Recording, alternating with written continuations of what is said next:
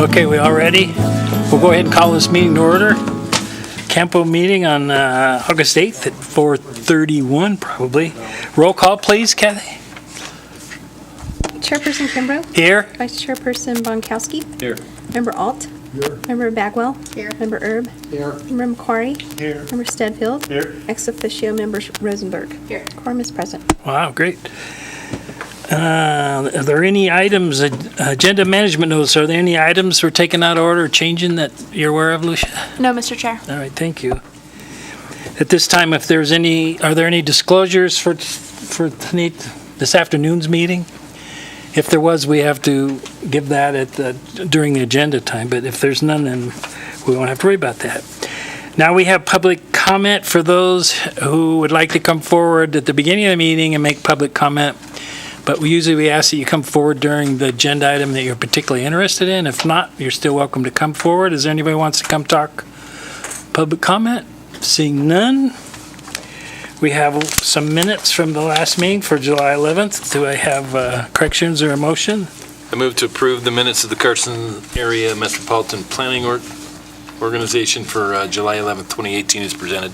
Second. Did we get the second, Kathy? Okay. Any other discussion? Hearing none. Call for the question. All in favor, say aye. Aye. Opposed? Abstain? Unanimous. Thank you. Next. We're in the public meeting part of the meeting now.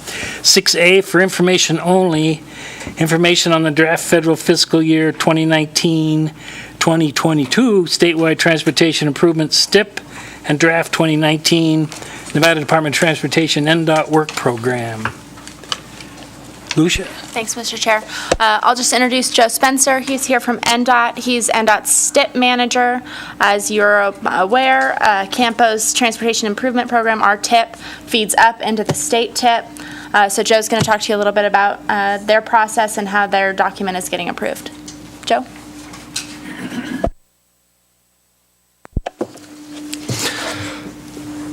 Good afternoon. For the record, Joseph Spencer, NDOT STIP Manager. I'm here to talk about the STIP. Before you see our cyclical STIP development and work program development, and you can see we're on the lower left corner where we present the draft STIP and work program.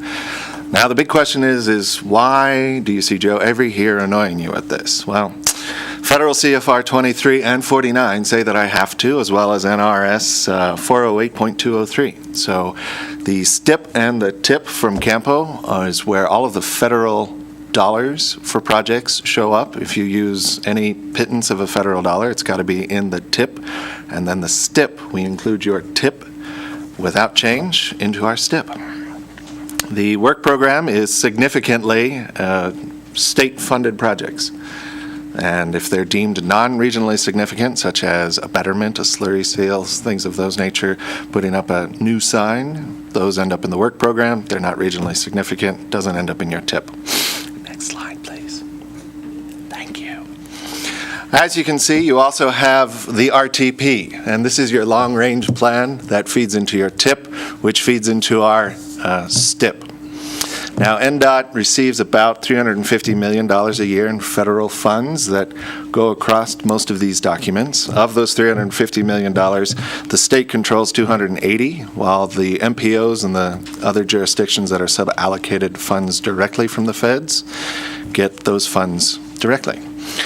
And then once we separate it out all like that, we get the obligation limitation. So it's great. The feds sit there and say, we're going to give you money, but you can only spend this much. So that's very nice of them. On the state side of things, we get about $200 million a year, and after all of our administration and overhead and all the other fun stuff that we have to do, we have about $120 million left for projects that we use and prioritize across the state. Next slide. In addition to your local RTP, long-range plan, regional transportation plan, we are in the process of finishing up our One Nevada transportation plan, and this is where we are going to incorporate all of the MPO's RTPs as well as the information outside of the MPOs for projects for the next 20, 40, 50 years. You can see we have this really cool funnel effect where we get all of the needs and projects and ideas and thoughts way at the far left, and then through the various sieves and processes and prioritization, they end up making their way through the tips and the stips and things of that nature. Next slide, please. Federal fiscal year 19 project highlights. So currently in your tip and stip, there's about $1.5 million of transit funds and $11 million of highway funds. What I especially like about your guys' meeting, it's at the same day as my project status meeting. So after sitting and listening through 187 projects today, I can tell you that the I-580 roadway rehabilitation project is no longer $9.5 million. It's supposed to be about 20. So NDOT will be doing a bake sale to cover the cost. Chocolate chip cookies are my preference, but we'll see. In addition to that, you guys are going to be working on the Fairway Drive reconstruction using some of those STBG funds that we've worked with you to sub-allocate.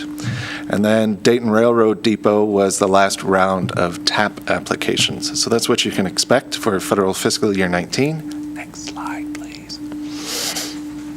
And for federal fiscal year 20, you can see that you guys have your wonderful Tiger Grant going that year. Good job on that. As well as an ITS project that we're working on both in Carson and Washoe counties. Now, not all $7.5 million is going to be in Carson, but a portion of it will be. And with that, we're now going to go to our groovy E-STIP demonstration that we do, just in case you have questions. So Dirk's going to advance to the one after that. And he's going to click on that link, and we're going to show you that anybody can use the E-STIP. If Dirk can do it, by gum, anybody can do it. See, I had to, so, yeah. You got to have fun at these, and I have a weird sense of humor, so.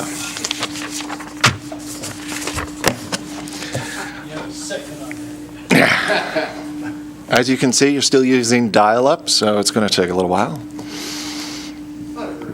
You're right? No, I think your internet connection might be a little slow. Anywho, as this develops, what you're going to see here is the full list of all of the state's transportation projects for our draft STIP, which incorporates all of your projects as well. There's cool little nifty filters that you can do. You can narrow it all down by county, by your MPO. You can also see what the other counties are doing. Hey, look, there it is. What the other MPOs are doing and what some of those lead agencies are that are running any of these things. We're going to talk about the tabs because as slow as everything took to load, I don't want to click on anything. I'm afraid it might take too long.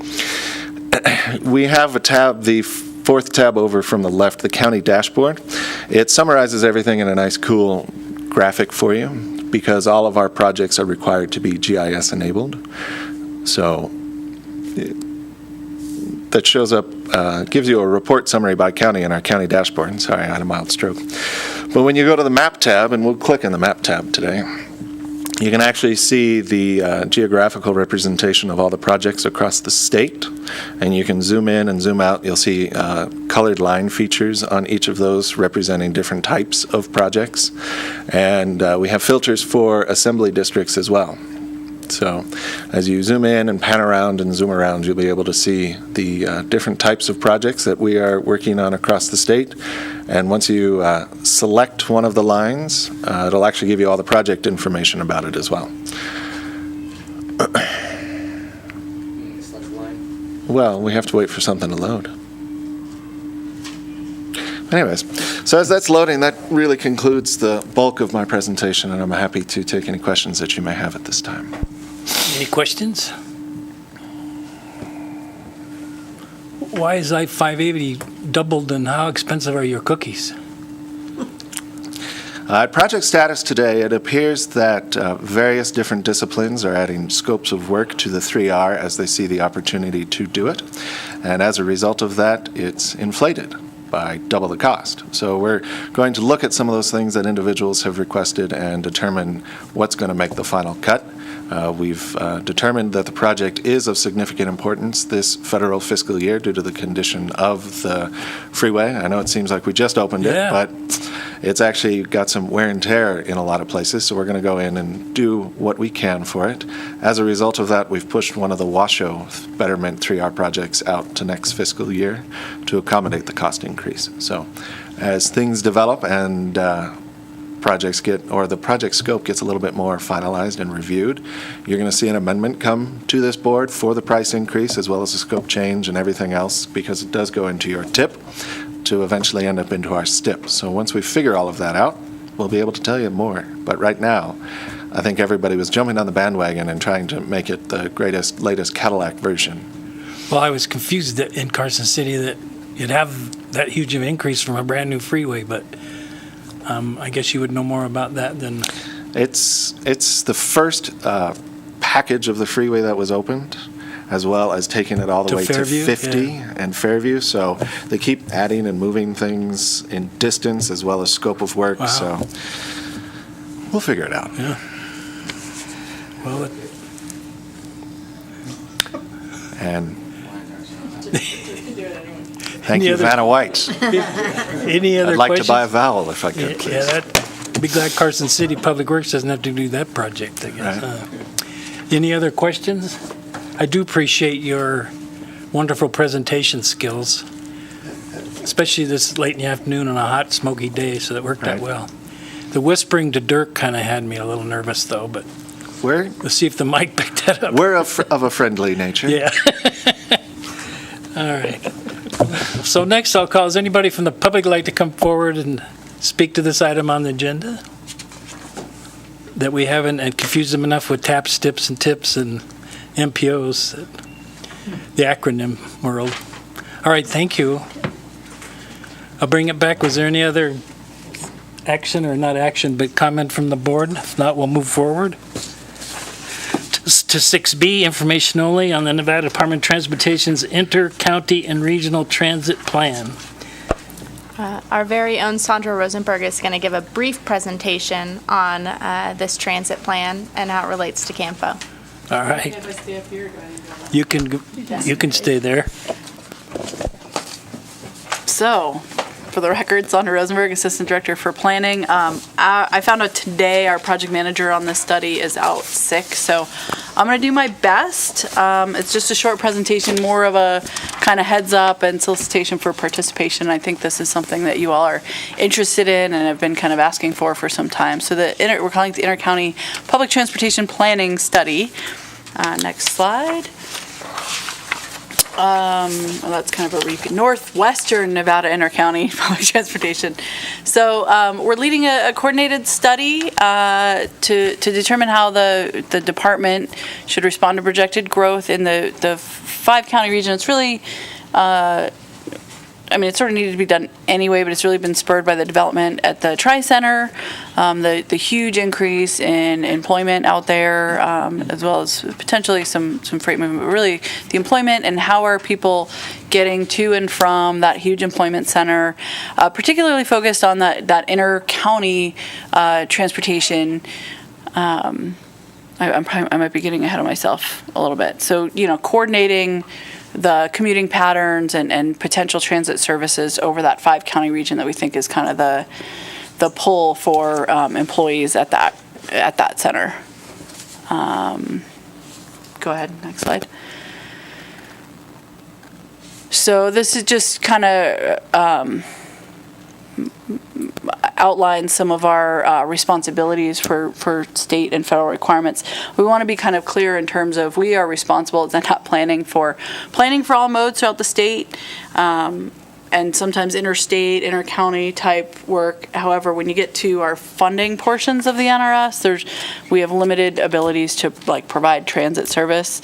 But we wanted to kind of set the framework and say, here's really what's needed for this huge population or huge employment generator where the population is kind of dispersed, and then kind of work through those partners at the county level, the employers, to see what kind of options we have. So we wanted to be clear on kind of what our responsibility was.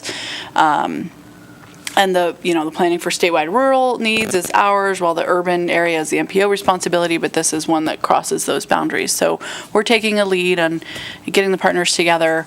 So an initial planning study to look at these 5 counties, really focus on inter-county travel, I think I mentioned that, commuter trips, and then start to identify what are the funding and financing options, what are the possibilities out there, and then how do the different responsible entities work together to find a solution. Next slide. So we are hiring a consultant. We're currently already soliciting input from stakeholders. We have a meeting coming up next week, which I think is the next slide. But we want to kind of document existing transit service on the principal corridor. So that would include, certainly there's a focus on I-80, but also on US 50, 80 both east and west of the Tri-Center, 50 east and west of USA Parkway. Start talking to the employers out there.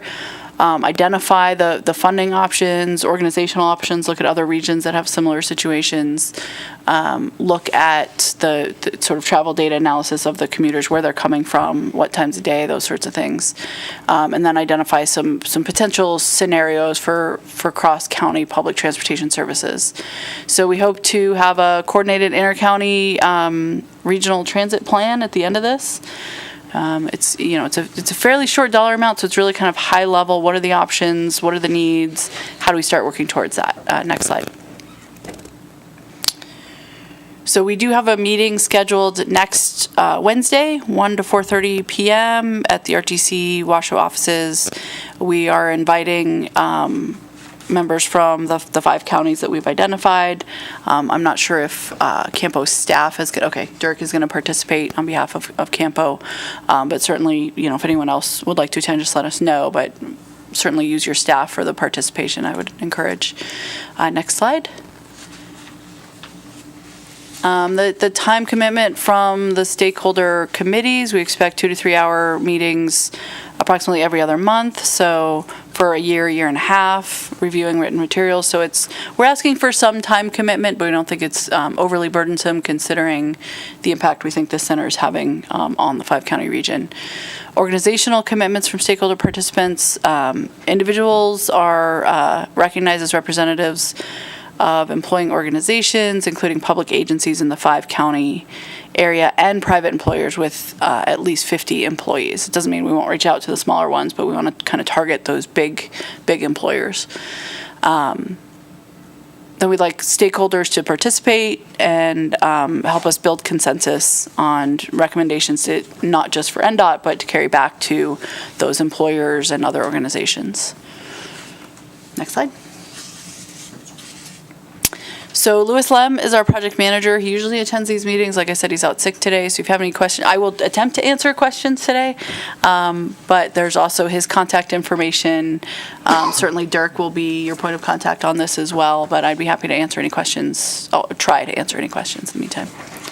Sandra, do you know if this study is also going to be looking at potential rail service from East Sparks into Trick, or a possible third road from East Sparks into Trick? I believe we are looking at a potential rail line as a transit option. We also have a concurrent study that's being led out of our engineering project management division that's looking at the roadway improvements, looking at I-80 as well as potential other routes to that area. So these 2 efforts will be closely coordinated. This one's more focused on public transportation. Any other questions?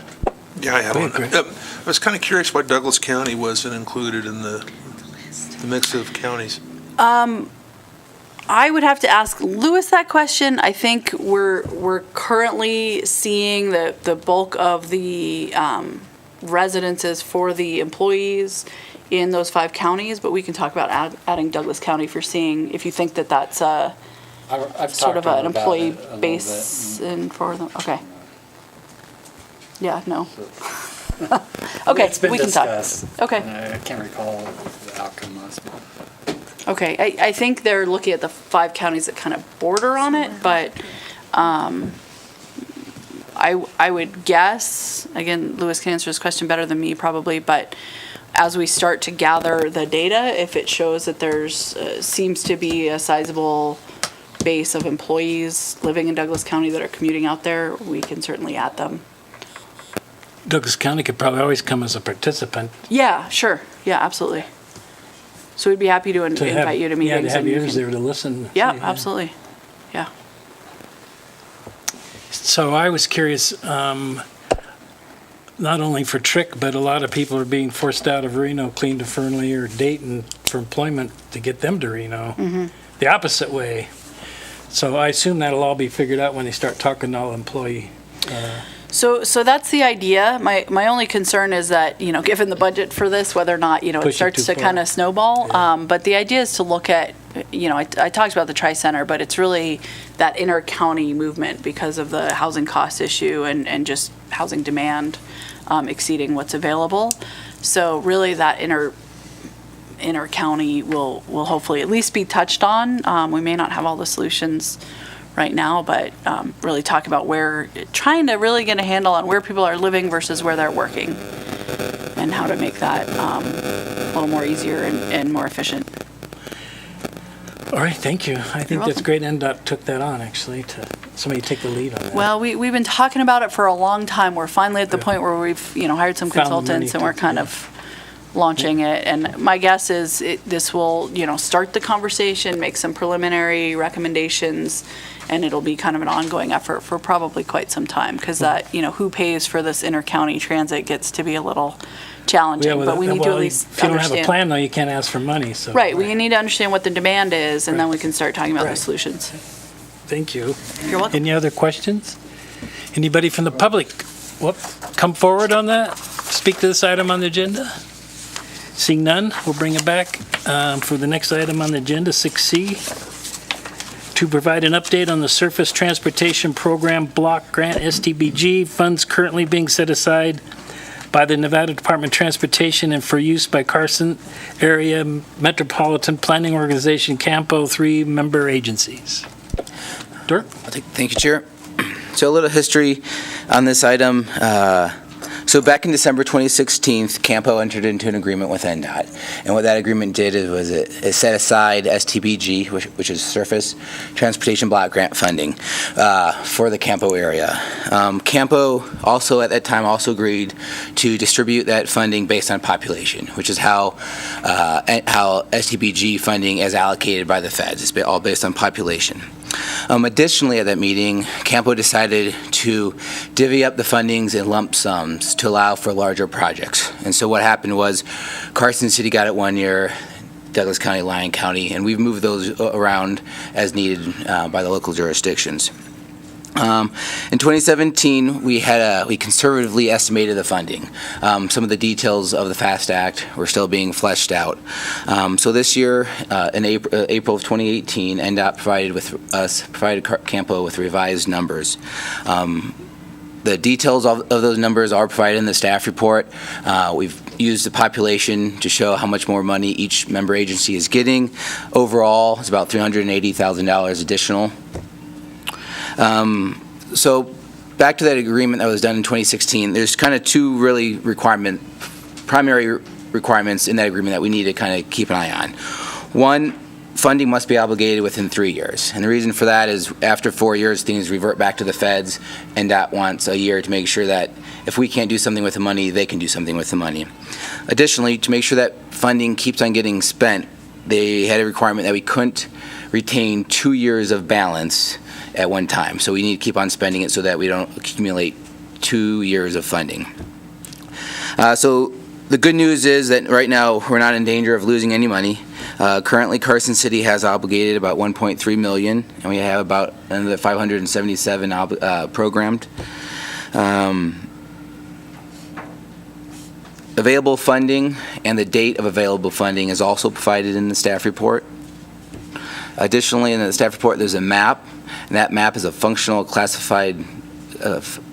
It shows the roads that are functionally classified, and eligibility for STBG funding, it needs to be a functionally classified road, and it needs to be within an urban area. So the maps identify those types of roads, and they also identify the urban area. So that kind of concludes my comments. I do want to let all the member agencies know that CAMPO staff is available to help. We'll be the ones that you look to program the funds, which is when we put it into the Transportation Improvement Program. That can take about 2 months. There's usually a public notification time, and then after that, you have to work on getting an agreement with NDOT, and that can sometimes take 4 to 6 months. And the purpose of those comments is just to know that if you have a project, and even if that project seems simple, once you start going through all the timelines to get that funding programmed, get an agreement, it starts adding up. And so it's more of just a reminder, a friendly reminder.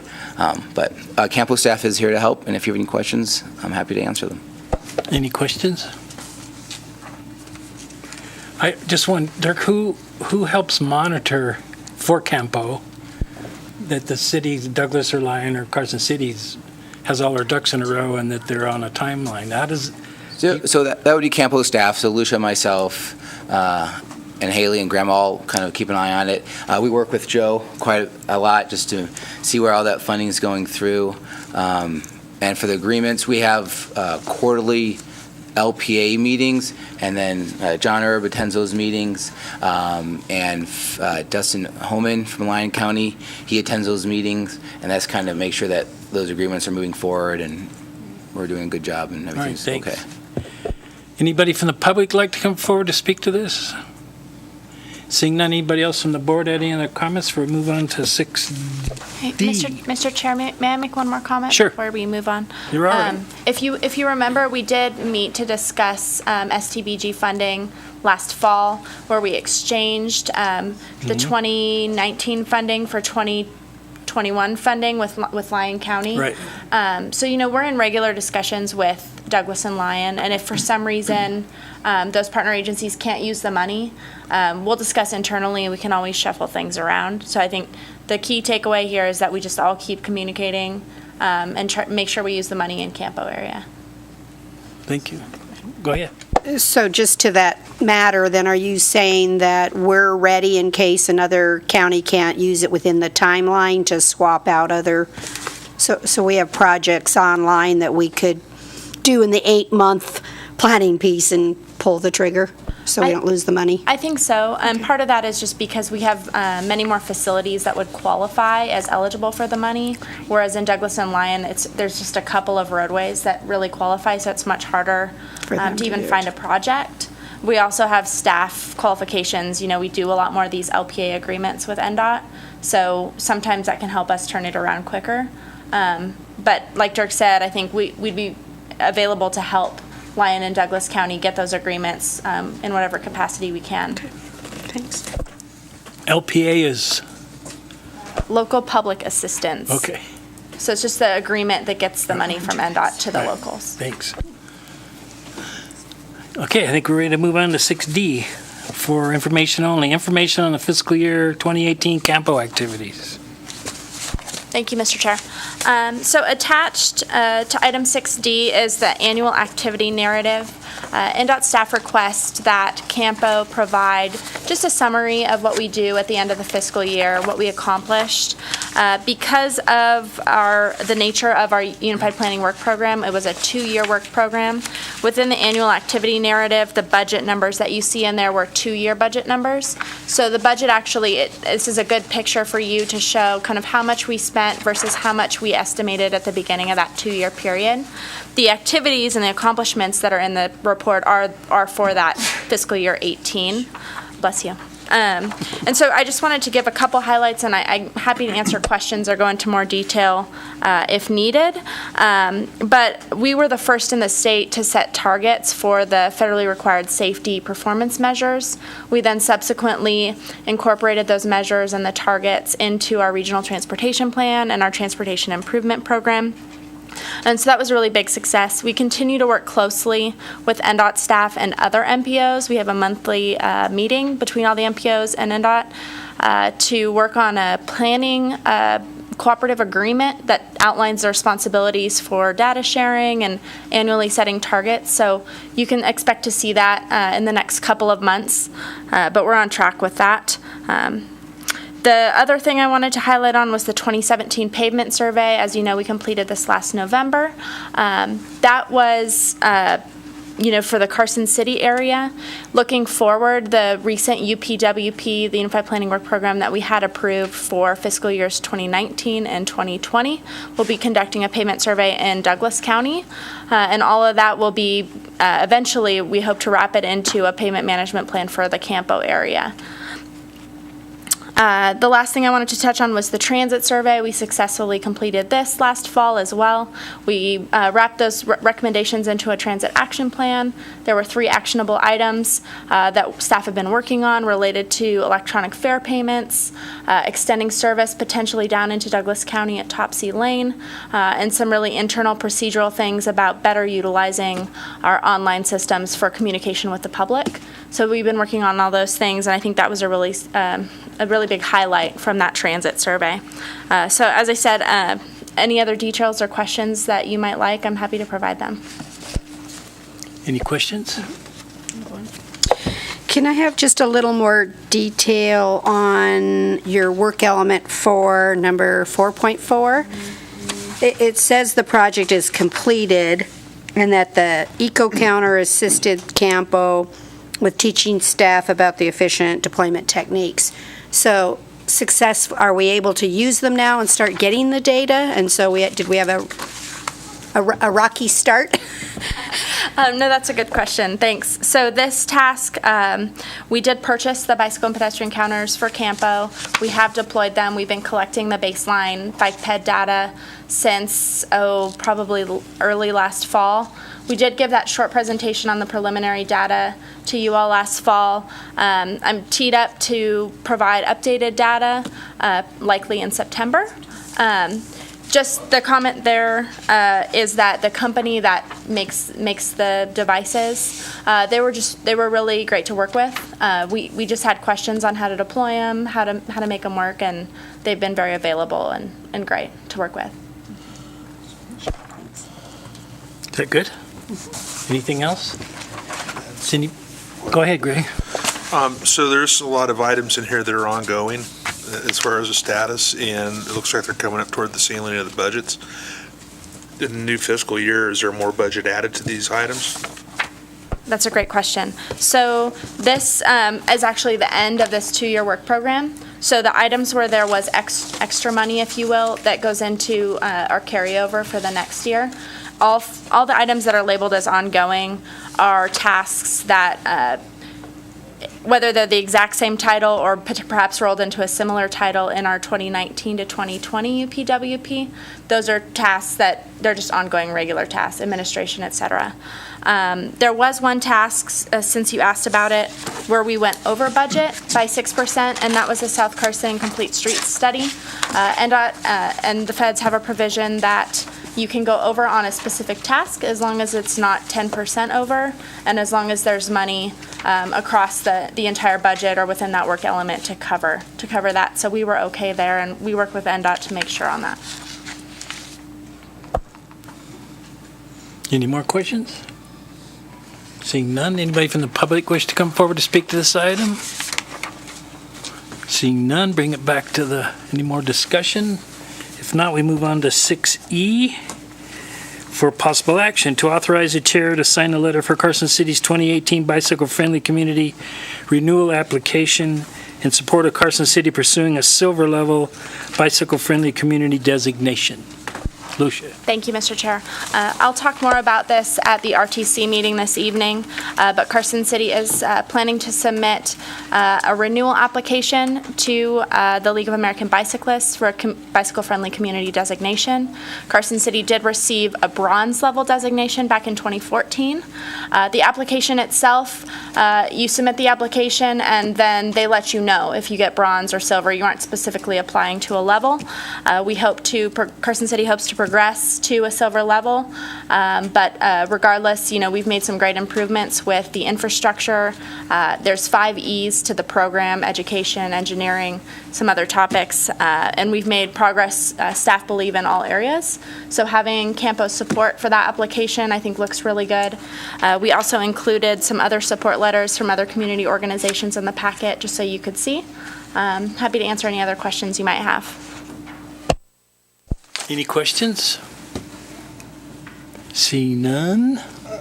Go ahead, Chris. Actually, if I could, so what are some of the typical things that allow you to progress from bronze to silver to gold to? I have a handy infographic in the RTC packet this evening, and it talks about all the different things that they look at when they give you points. But they stress, on their website and the application that each community is unique, and so there's no specific way that you can progress to a silver or gold. It's more just a series of factors that you're looking at it kind of holistically within your community. Any more questions? Well, just ask in general. Okay. How about just in general then, is what's the significance of having a such and such bike-friendly, what's the significance as it relates to CAMPO? I mean, we could get in more detail on RTC, but what's the significance for CAMPO? Why do we want to apply for bike-friendly status? Sure, I think that's a great question. I think big picture, the more we can say as a community that we're bicycle friendly, the more you attract cultural and tourism events such as epic rides that we saw, and then reap kind of the economic benefits that flow from that. We were also recently designated the U.S. Bike Route 50 that goes up through Highway 50, through Lyon County, into Carson City, and then down south. So those kind of things to bring tourism and other activities, I think, to the community benefits the whole CAMPO area. Yeah, I would like to feed that a little bit. Also, the communities that do this, then they've made an attempt politically because it comes all the way from the top, the Board of Supervisors are involved with it. So that's their support and the staff to have them go out and look for programs for safety on the same thing and to encourage bicycling in their community. And there's just a lot of things that are brought forward by the action of doing that.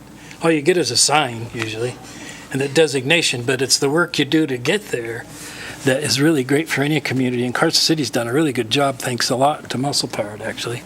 They supported it. I was actually part of the team that put together the first proposal, but that's what you really like seeing is the community being involved with the process to move, just like you said, tourism is, people like to hang their hat on that. The mayor likes to do that too. We're a bicycle-friendly community, so it really helps promote what a nice community we live in, that we support that. So I added that as a little extra lobbying effort to move that as something to higher status. So any other questions? Does anybody from the public like come forward on this? Seeing none, we bring it back for an action or any other discussion. I'll make a motion, Mr. Chair. Move to authorize the chair to sign a letter for Carson City's 2018 bicycle-friendly community renewal application in support of Carson City pursuing a silver-level bicycle-friendly community designation. I have a motion. Do I have a second? Second. Any more discussion? Seeing none, call for the question. All in favor, say aye. Aye. Opposed? Pass unanimous. Thank you. So we move on to internal communications. 7A, future agenda items. Two items I want to make you aware of that staff are working on. I mentioned it a little bit earlier, but we do owe you an update on our bicycle and pedestrian monitoring data. We've been working internally to update the whole monitoring program document, so that's kind of been the delay. And then Haley Ling wasn't able to attend this meeting tonight, so I didn't want to kind of short shift it. So I pushed it to September, so we hope to bring that to you next month. On the transit side, we're working on our transit asset management plan. This is a requirement of us as a transit organization. We're also due to set up our performance measure targets again. So we'll bring you some TAM, transit asset management stuff next month as well.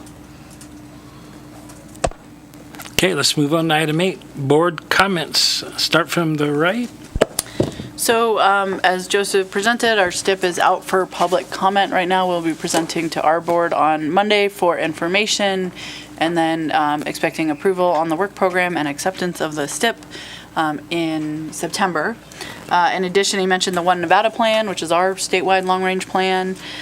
So I will work with Lucia and Dirk to get on a future agenda here, probably September or October. We'll see. We'll see how ready we are. But that's looking at not just a sort of policy plan as ours have been in the past, but actually starting to look at a more transparent prioritization process for NDOT projects so that there's more transparency in terms of how we're choosing the projects we're choosing. we choose good projects for good reasons, but we're not very good at communicating that, so we're hoping that this plan helps with that. So we'd like to present at either the next couple meetings. And we will be presenting that to our board in September for information and November for approval. So we have a little bit of time there, and we'll have some public comment period as well. So those are kind of the big items. The other thing is the I-11 Northern Nevada Alternatives Analysis is underway. We're doing our second round of public outreach. We were in Carson 2 weeks ago. If you missed it, it's available on the NDOT Facebook page. We did a Facebook Live, so there's a recording there if you want to see that presentation. There's also information on our website, and we will be going to our board for acceptance of that recommendation in, I think, information in September, approval in October. So we have a lot of planning actions coming up at our board, and we'll be keeping you guys in the loop in that as well. Thank you. John? Chaz? Nope. Brad? Nope, we're done, huh? The next meeting is scheduled for 4:30 Wednesday, September 12th, tentatively. Okay, this is, before I close the meeting, is one more chance for anybody from the public like to come forward for any item on the agenda or any item to speak to our CAMPO. Seeing none, bring it back for a motion for adjournment. Move to adjourn. So moved. What time would you like to come back? Quarter after RTC. Use the restroom for 4 minutes and get yourself back here. We're getting good at that, though. Yeah, you gave us 10 minutes last time, you gave us 4 minutes. Wow. Sitting around.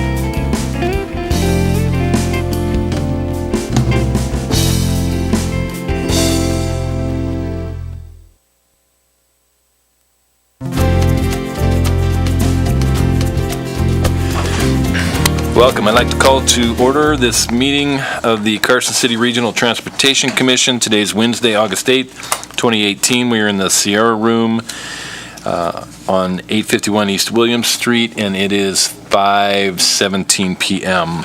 Kathy, can we have a roll call, please? Chairperson Bonkowski. Vice Chairperson Bagwell.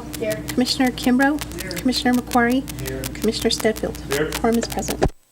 Thank you. We are on agenda item number 2, agenda management notice. How are we doing on the agenda?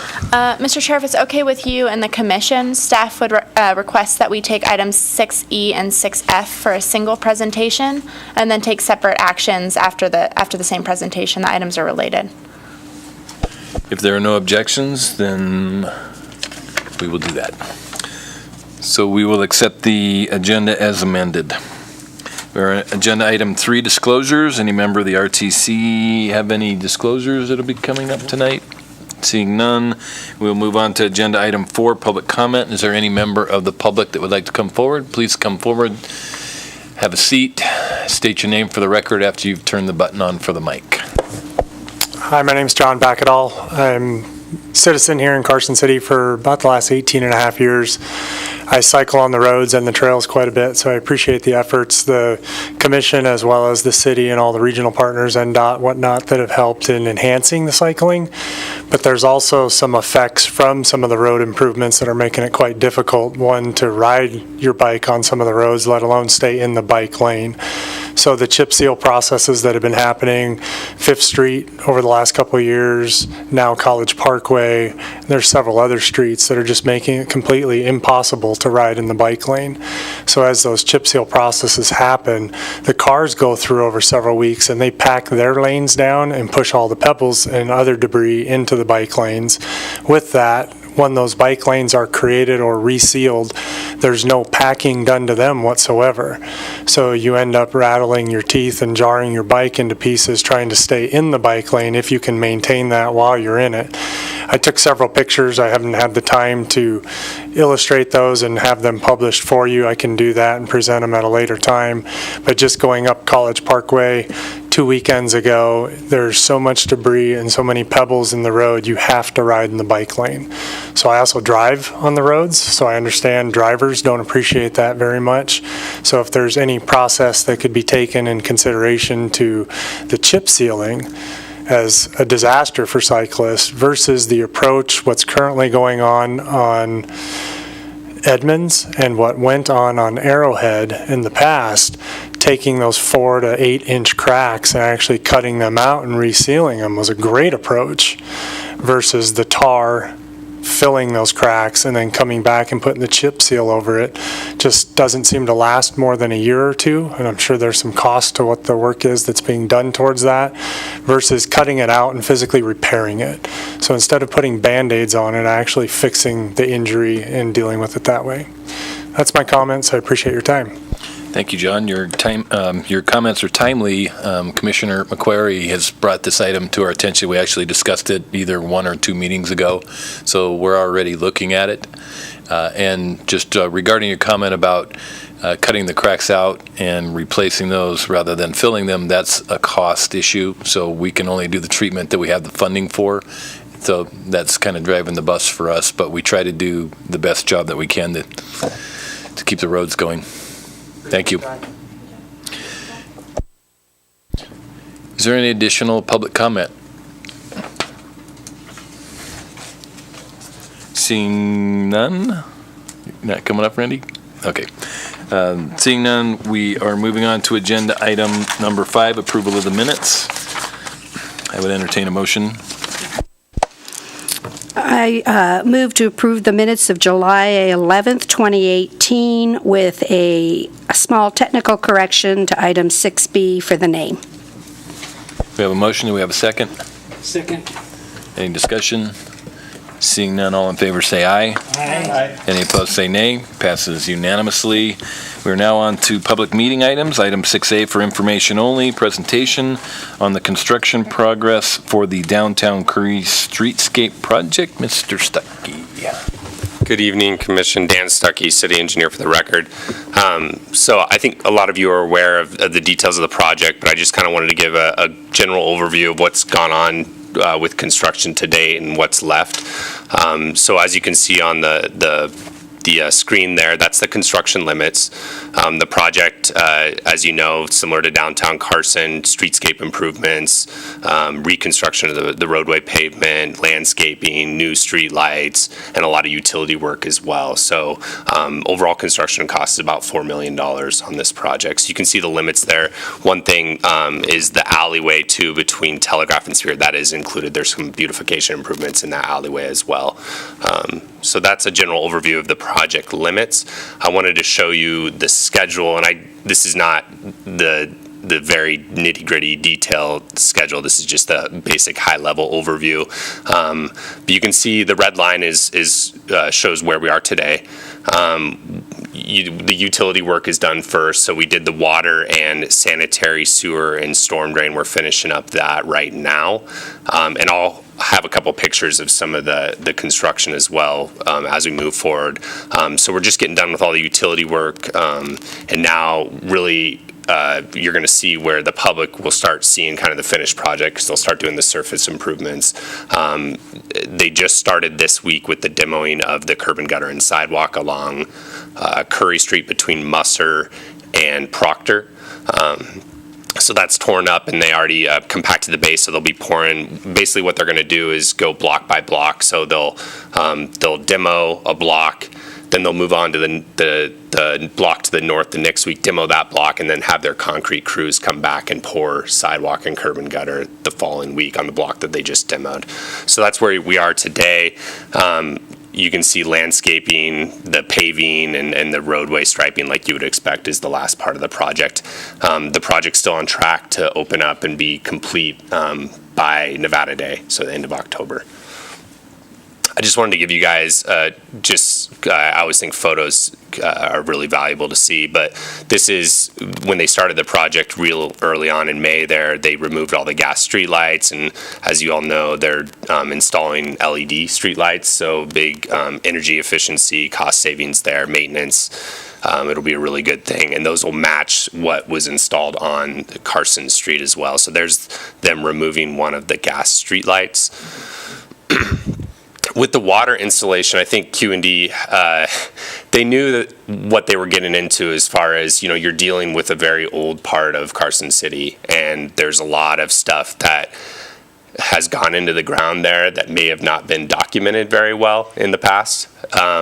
So, during the design stage, you try to identify those as well as you can where there's utilities, but you can only do as well as the information that you have. So they discovered some stuff, and it slowed down the water installation a lot. There in that picture, you can see they chipped away all the concrete, but you can see the conduit duct bank there. It was encased in concrete, and they called out AT&T and Charter and everybody that they could think of. Nobody would claim it. They didn't know anything about it, which puts them, Q&Ds, it's a tough situation because you don't want to just assume it's abandoned and all of a sudden sever communication lines for people, right? So they have to chip away at the concrete, and then you see those little holes in the conduit, so you have to check into the conduit and make sure. These were all abandoned, but they ran across about 5 or 6 of these as they were installing the water line along Curry. So you can imagine that slows down, the process a little bit. So I think that's been a little headache for Q&D, but again, they were somewhat expecting it, and we're past that now, so we're moving forward. And I've got some pictures. This is, I know Supervisor Bonkowski and had some of the water line that they pulled up on Carson Street, same stuff that they're pulling up on Curry Street. You can see heavily corroded, some pipe. There's a saddle there that on the right hand side, that's a saddle that ties the water service line to the main, and it's just probably 60 or 70 years old. The good news is we are replacing all of this with this project, so hopefully we'll be set for the next 70, 80 years with new stuff there. So it's a really good thing beyond just the beauty of what's going to happen at the surface level. And then there is the pipe being installed, the new pipe being installed in the trench there. So again, water line, they're doing some testing still, but as far as the heavy installation, they're pretty much complete with that.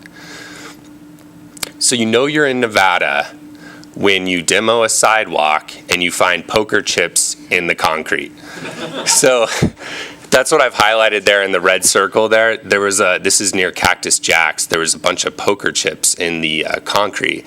And I was asking, our inspector picked a bunch of these up, and I was like, well, are they Cactus Jacks? I mean, do they still have to honor that? And he's like, I think by state law, they might still have to honor it. I'm not sure. But anyway, I thought this was like a great picture here. So, yeah, there were some people taking some chips and stuff. But, yeah, anyway, so this they just discovered, I think, the end of last week.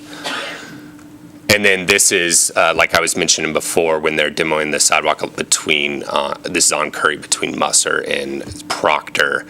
You can see that they've demoed it, and then they're already getting it ready to pour here probably next week. So that's pretty much where we are. And then, like I said, they'll be coming through with the paving and the landscaping and all that later. So it'll be fun the next couple months, because we'll start seeing kind of a sneak preview of what the end result will look like. So just a couple items I wanted to hit on. As far as, I mean, I think overall it's been really nice having this project follow Carson. I think overall public, at least what's come to me, I think everybody's pretty understanding of the process, and, you know, construction's never fun, but I think the businesses have been really, you know, on board with everything, really supportive of it.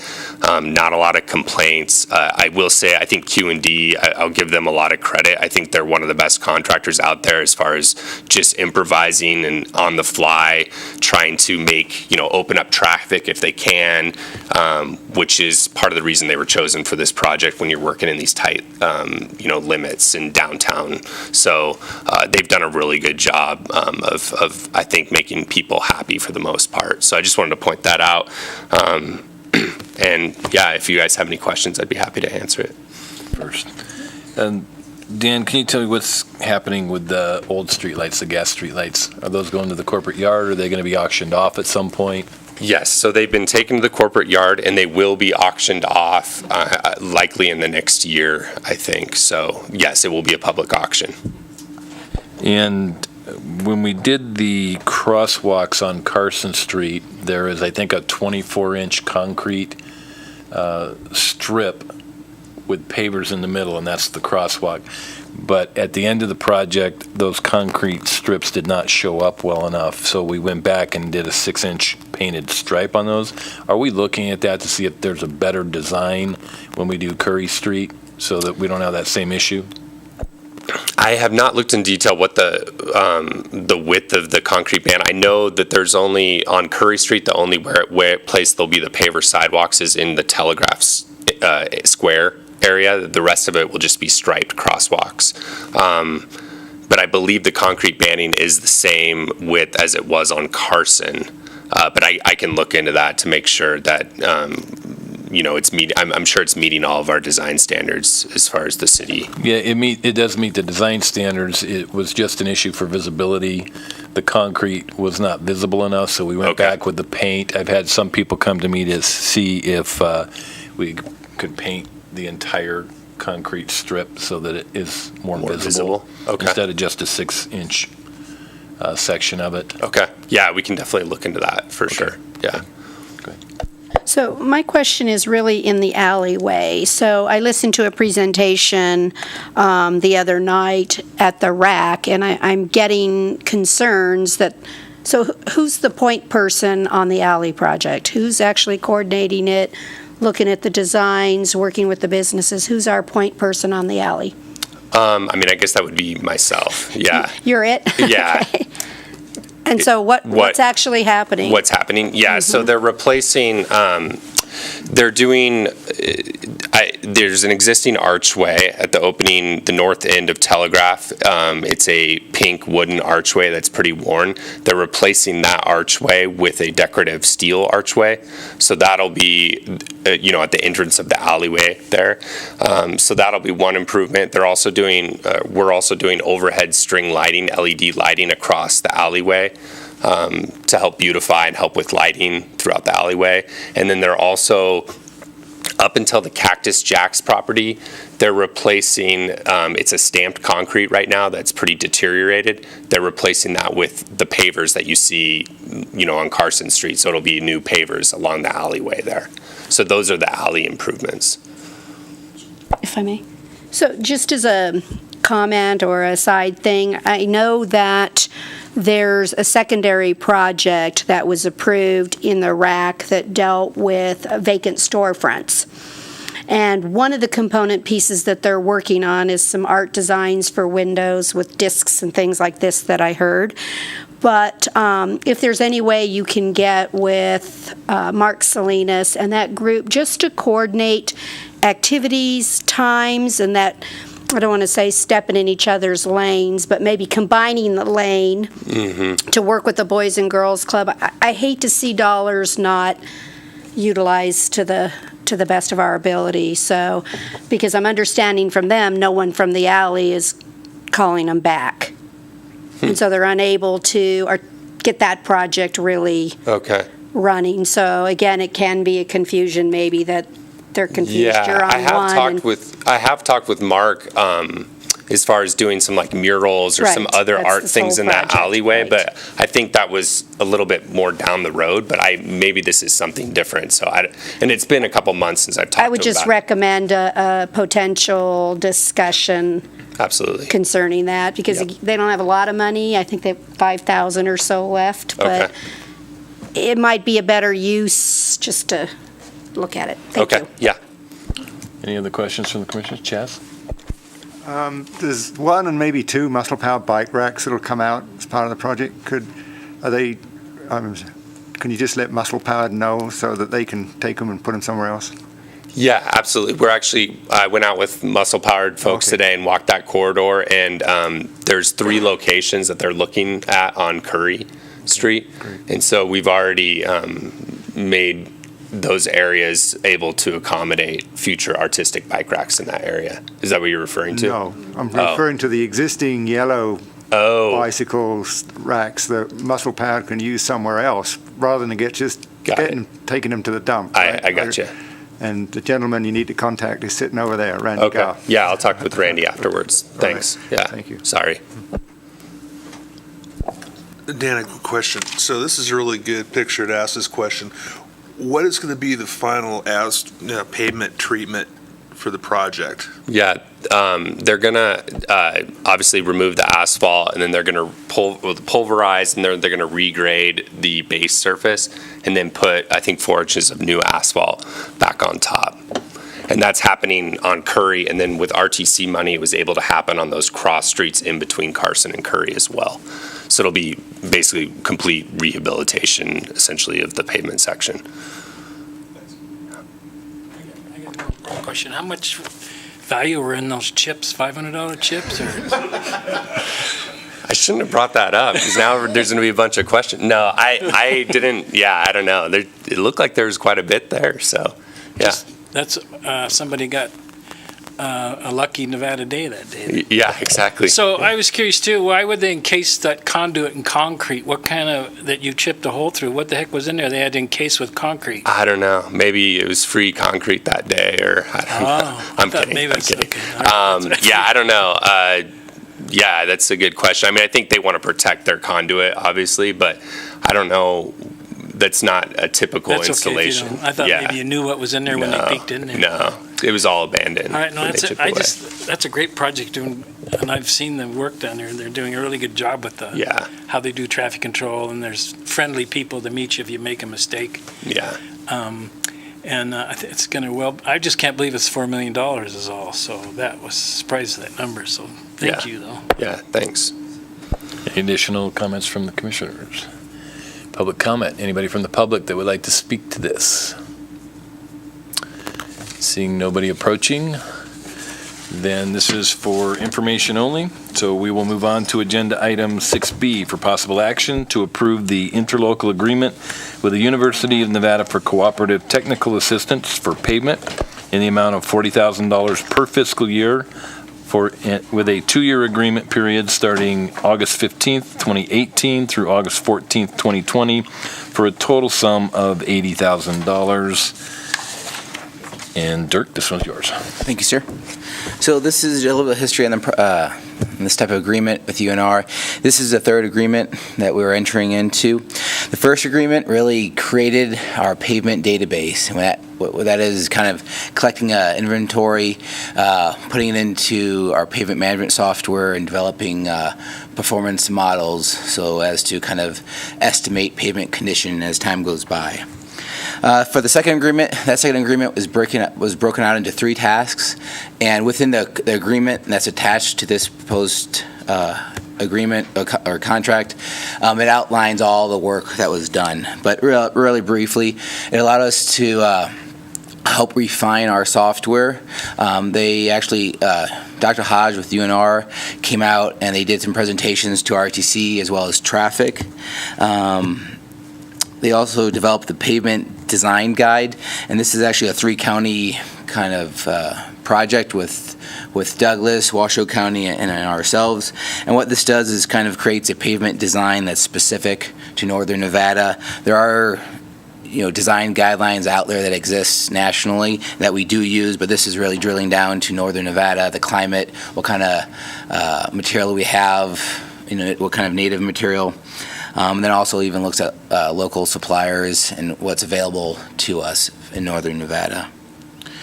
So the new agreement also has 3 tasks. One is to develop a surface seal design and construction guide. And that's going to help us kind of develop our pavement preservation treatments by project. So we'll be looking at slurry seal, cape seals. When is it a good time to use a cape seal versus a slurry seal? We can even drill down and see, hey, what do we need to do to make it more bicycle friendly? And so we kind of take our current issues and try and find solutions. Additionally, they're going to help us. They're going to provide technical assistance with our software. It's an annual thing that we do refine the software.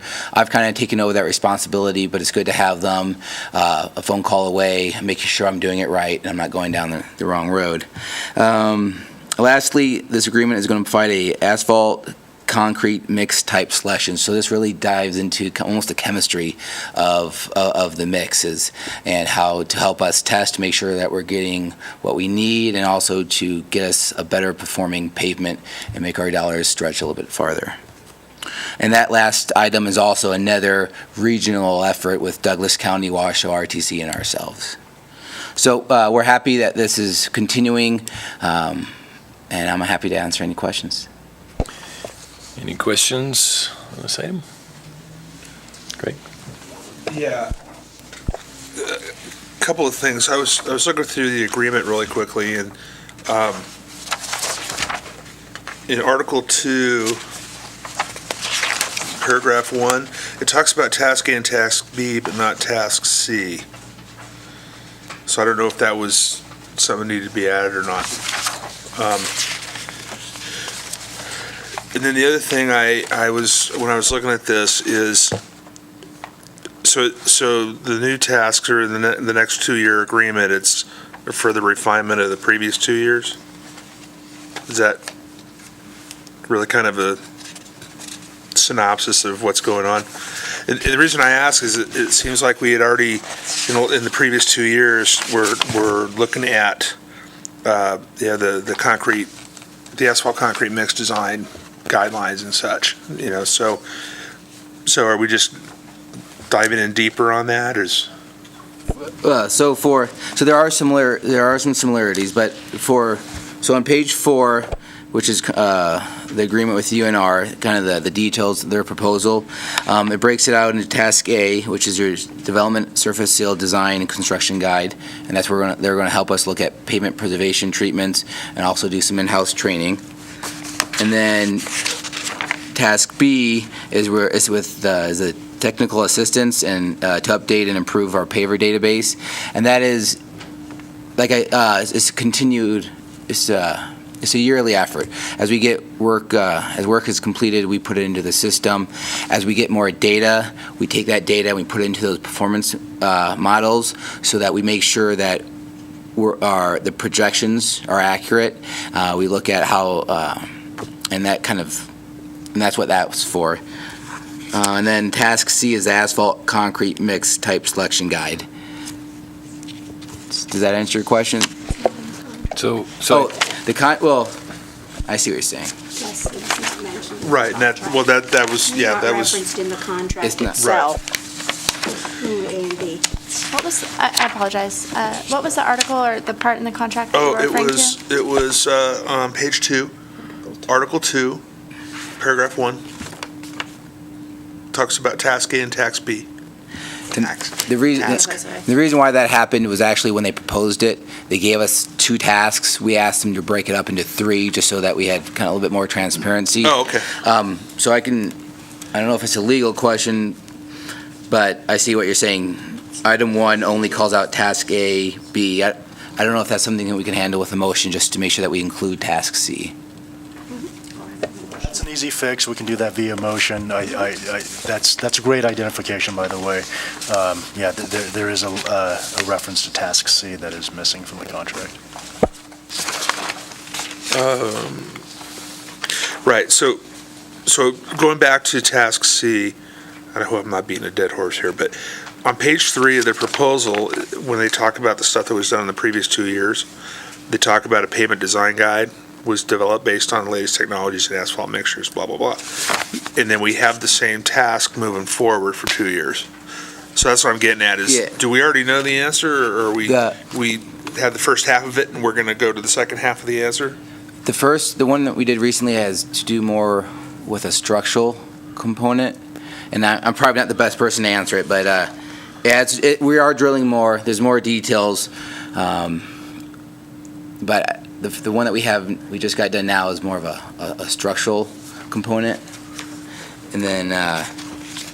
So this is going to get more into the asphalt binders and the chemistry, like you said earlier. Is that? Darren Schultz, Public Works for the record. Yeah, I'll probably confuse this, but the only reason I'm coming up here is I was just at a presentation by UNR about what this particular group at UNR is doing for the region, and also interesting enough, they are contracting with other states to develop asphalt models, that sort of thing. So it's a very high power think tank that is looking at asphalt, and so you answered your question. It's constantly being refined, and they're constantly looking for more and better ways to build that section, whether it's a surface treatment or full replacement in terms of what that mixed design is.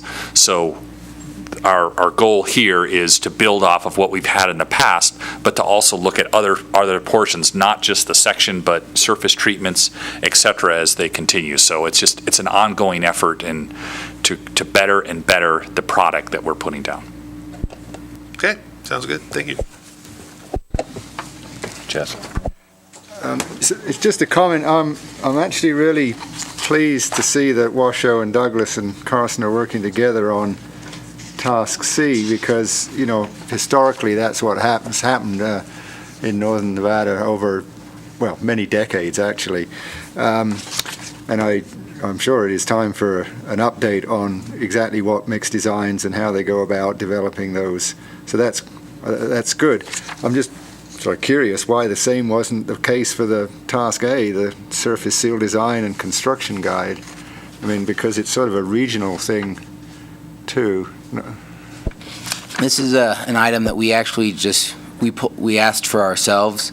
When they proposed, they just provided us with 2 tasks, and so we wanted a task that was more appropriate for the way that for our budget and what we're looking at. And right now we're doing a lot of slurry seals and chip seals to preserve the roads that we have, and so that's kind of. We want to be as efficient as possible in applying this treatment, and so that's why we went ahead and asked for this.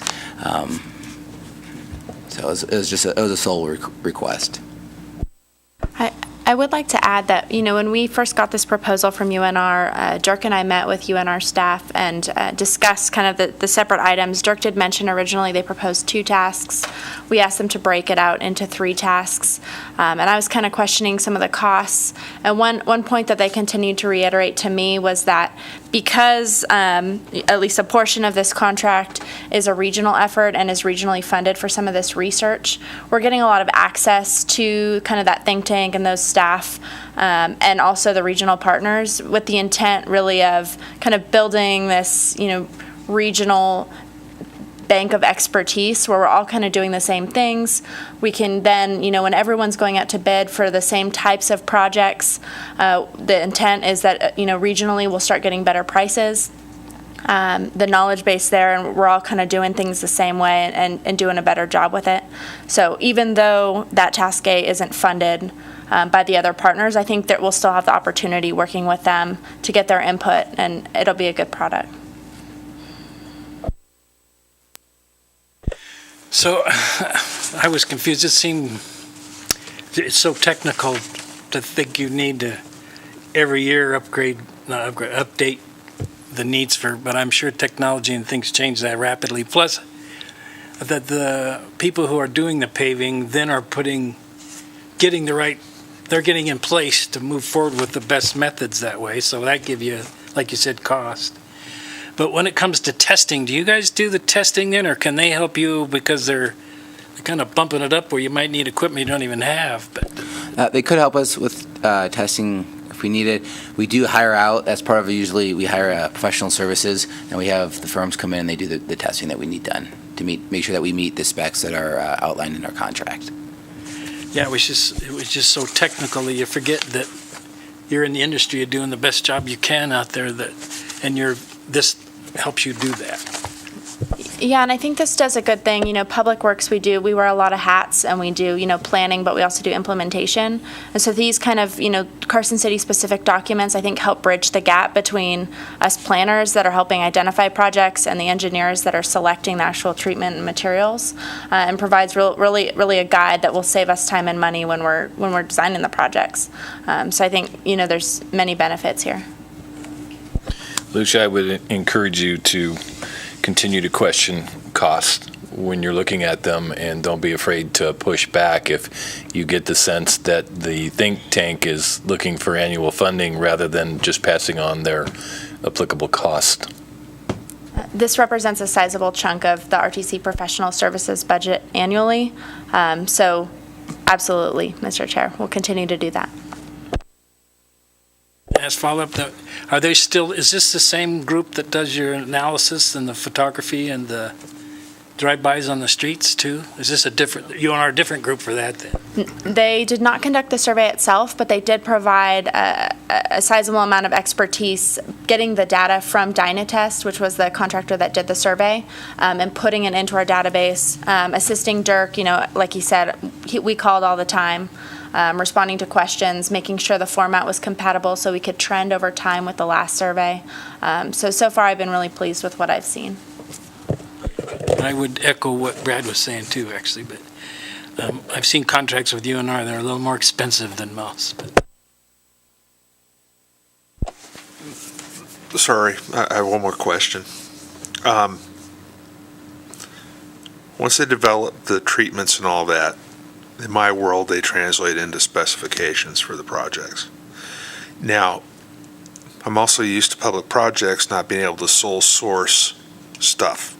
So I'm kind of wondering how that's going to translate, because, if they're doing some new, polymer asphalts and such that they're developing there, that you're going to need to have in the specifications, that's something to ponder.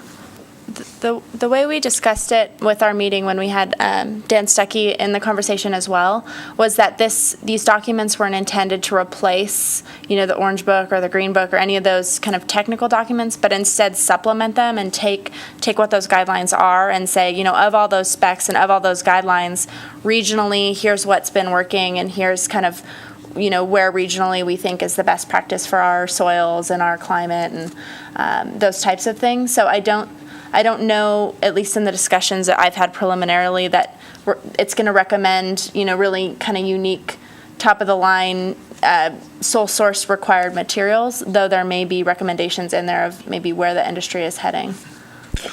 I would just be concerned that we're spending this money to be advised on what to use and not be able to get it into the projects because of requirements of contracting, that's all.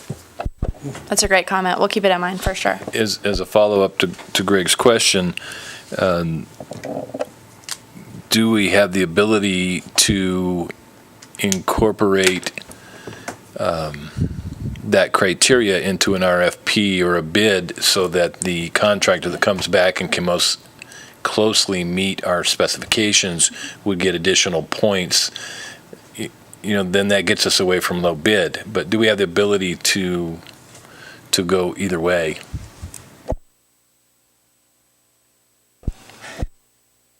Mr. Schultz. You guys, I love this stuff, so I might not ever sit down. What it is ultimately most of our contracts will have it's more of a performance spec and less of a specific of this type of rock, this type of oil. So we come up with our recommendations in terms of what we want, how we want it to perform, and then we put in our spec that you the contractor, you have to meet this performance level. We don't care how you get there, but we kind of know how they're going to get there based on this research that's been done for us. So if there's various polymers that are added, various binders that are added to the mix, that's what we're trying to get, and we base that off of a performance spec that we give them. It's up to them to generate what the exact mix design that they can come up with to meet this spec, and then submit that for our review and approval. So that's how we're getting to what we're trying to do. So we're careful that we don't specifically say that you have to get your aggregate from this pit, sole source, those type of things. We stay away from that. But once we give them a spec in terms of what they have to meet based off some of this research, they read in between the lines and they say, oh, well, the only way we're going to meet that spec is to get that particular aggregate with that fracture face, et cetera, to meet that spec. True. But what I guess my question is if you're going to do it as a performance spec, how does this information that we're spending money on translate down to the contractor? Do we just say, oh, hey, by the way, take a look at this? Or is it, you know what I'm saying? It's the industry in, the industry in our region. Mm-hmm. The contractors know they're on board with this research that's going on, because UNR is reaching out to them to, how does this work? Can you meet this? Can you make this? Can you generate it? Can you place it? So they're kind of working. So UNR is not working out just with the agencies. They're also working with the contractors. So we're all in the same room. All right. So Darren, going back to my question, if we put out an RFP and we get, say, 3 bids back on a project, you provided them with the specs, the performance specs, you look at the top 2 bids, the second bid that comes in, say, $15,000 higher than the low bid, you analyze their mix and you feel that their mix is far superior than the low bid.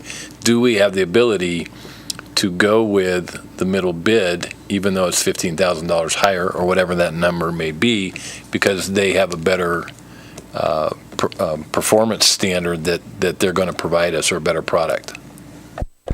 I've seen that done on big jobs, like a state job. Whereas if you beat the performance, then there's a bonus that comes back to you. Typically, the way the spec reads is this is the standard we want. You have to meet that. Your concept is, if somebody proposes to beat it with a better standard, would we pay more money? I don't think that we've ever done that, but we'll talk about it. This would be the group to discuss it with. Well, and there's a point where you're not going to pay more money for it. Otherwise, you just increase your performance standards. So it's that balance of, can we design a system, or is it worth our time to try to design a system, considering the size of projects that we have, to have some sort of a point system or bonus system, and take into account what is that balance between more money for better product? I think it's a good point. So this would be the group to have the discussion with, certainly. So maybe just to clarify in my mind and circle back to the contract. So the objective is to take the results of Task C and incorporate and update our performance matrix. Is that, I mean, I want to make sure what I'm buying in the contract and what its objective is. Otherwise, why buy the contract if you can't move it anywhere? So just so that we're clear, the objective is to take the results of C and update our performance matrix for the next round of contracts that we do. That's correct. It's not about sole sourcing. It's No, not no. about doing any of that. It's solely about making sure that what we put out in a contract for performance is what's going to get us the best road improvements in Carson City. Absolutely. And the easy way to look at it is, up until, I think 17 or 18 years ago, the asphalt that we were putting down is the asphalt that produces these cracks that we have now. And that it's all over the region. It wasn't just Carson City. We were all doing the same thing. And things over time, it's like, hey, this isn't working in these extreme temperatures that we have in northern Nevada. Every region is different. And so that spec was modified so that the asphalt we put down today doesn't do that.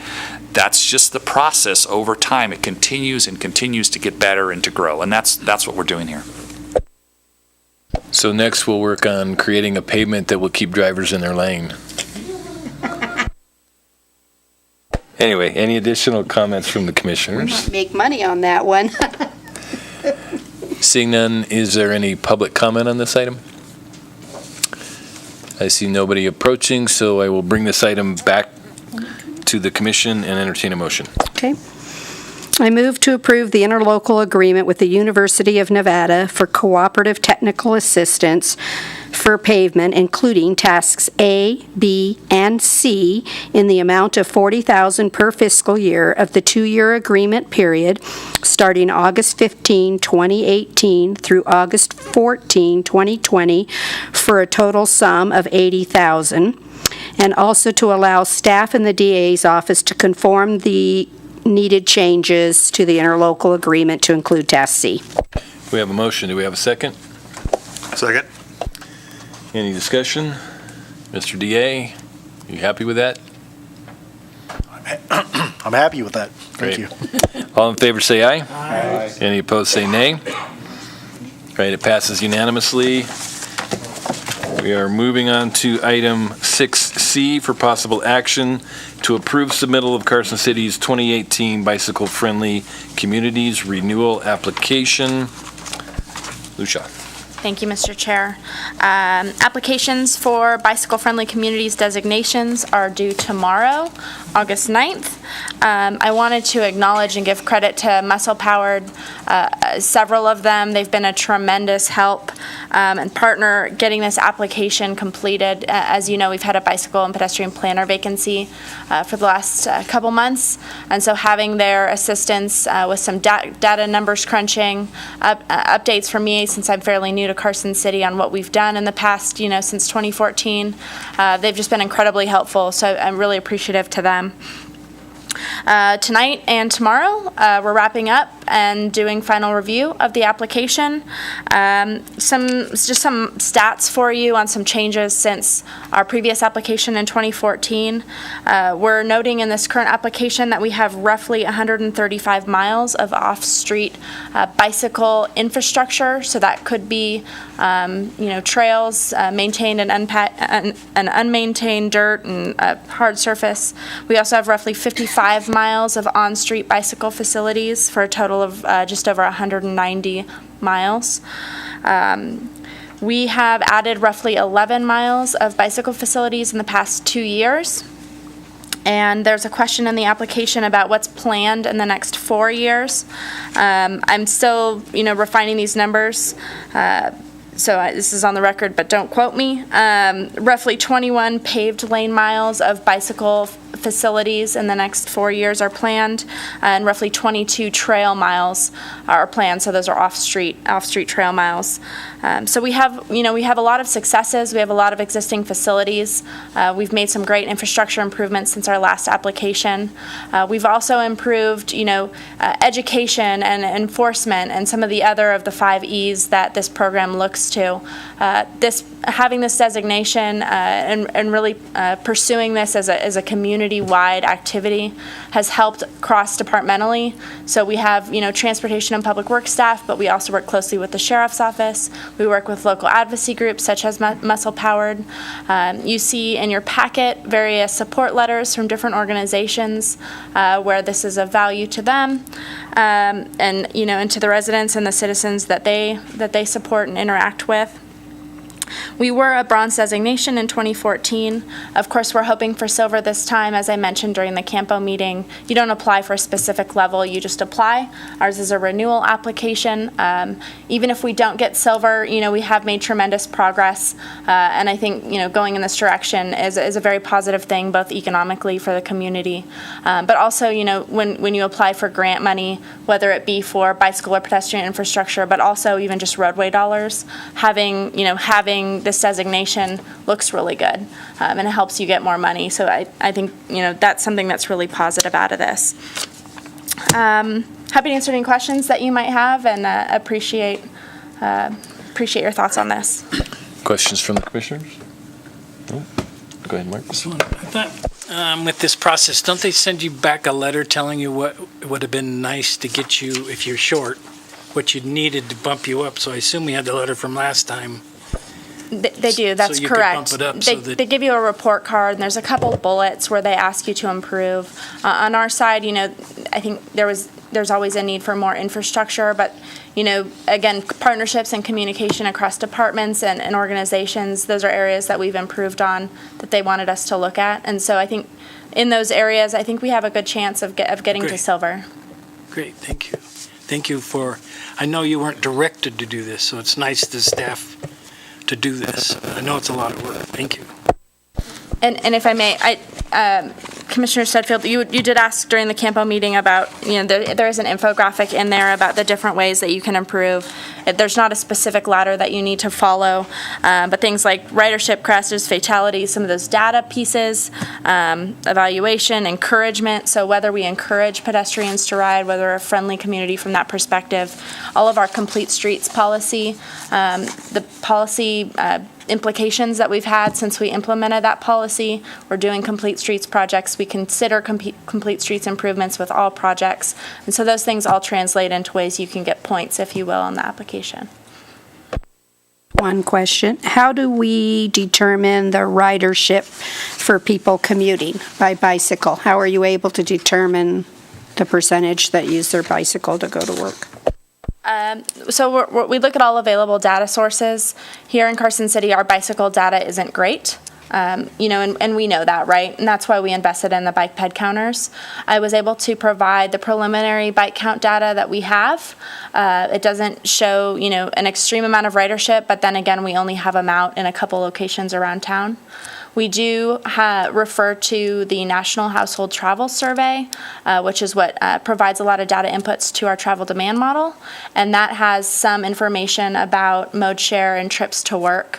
And Census and ACS, American Community Survey, they also have some information about mode to work. So we kind of look at what we have available. That could be a point in our application that may be a weak point. But there's also a part in the application that has you do a self-evaluation and really be honest about areas that you're improving. And I think we can speak to the fact that we know that's a weakness, and we've been working to kind of fill that gap.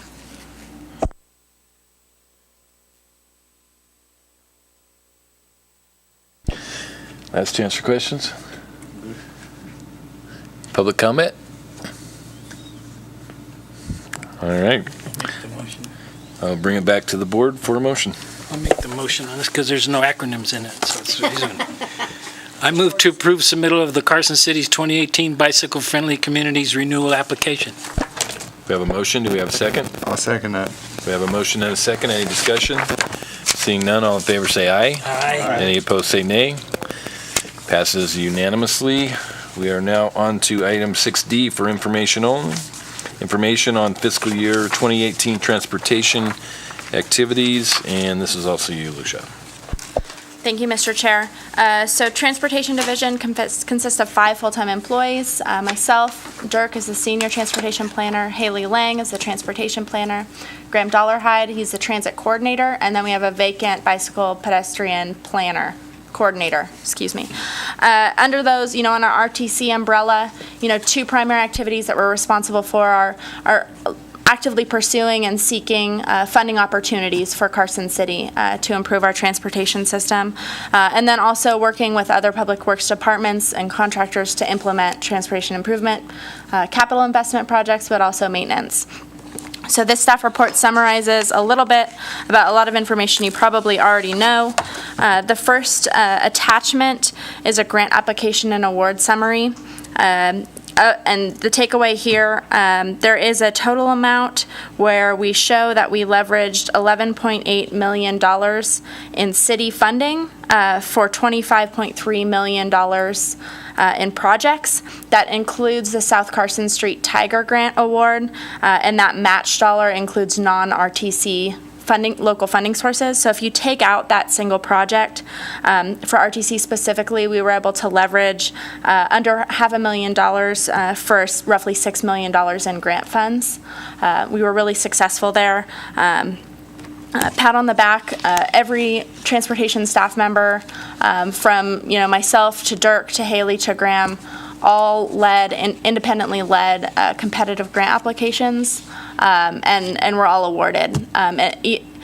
So it's really positive. I think our working relationship with NDOT there is, if I can say, probably better than it's ever been.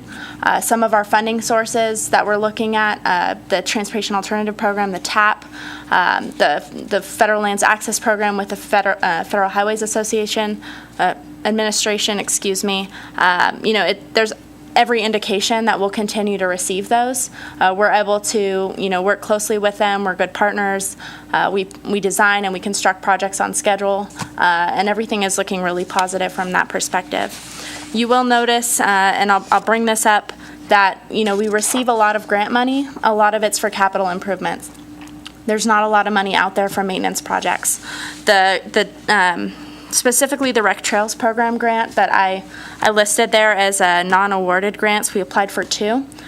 In particular, we applied for those for maintenance for our trails and our paths, and we were told in this application cycle that they weren't looking to award maintenance. So we're going to continue to seek funds for maintenance, but that really is something that we need to consider as RTC and as staff when we look at seeking grant awards, how we're going to maintain those facilities. So just wanted to bring that to your attention, but overall it's a really positive thing and the staff did a really good job. I also included an attachment for you that's just a map of projects that were included in the monthly project status reports that come to RTC. It's not often that we kind of combine them and we really look at holistically at what we're doing as a program. So I thought this map was really nice at showing, we're doing projects all over the city, north, south, east, and west. We're doing roadway projects, we're doing maintenance projects, we're doing safety improvement projects, and ADA accessibility projects, trails building, but also, paths and connectivity projects. So I thought it was really helpful to see that in one spot. I don't have any specific stats or anything for you. Those are provided in the monthly report, but I just thought this was nice to see. So happy to answer any questions you might have and appreciate your thoughts. Any questions from the commissioners? No? Public comment? All right, this was information only. So we will now move on to items 6E and 6F, which will be presented together, and then we will take separate actions on the 2 items when we are done.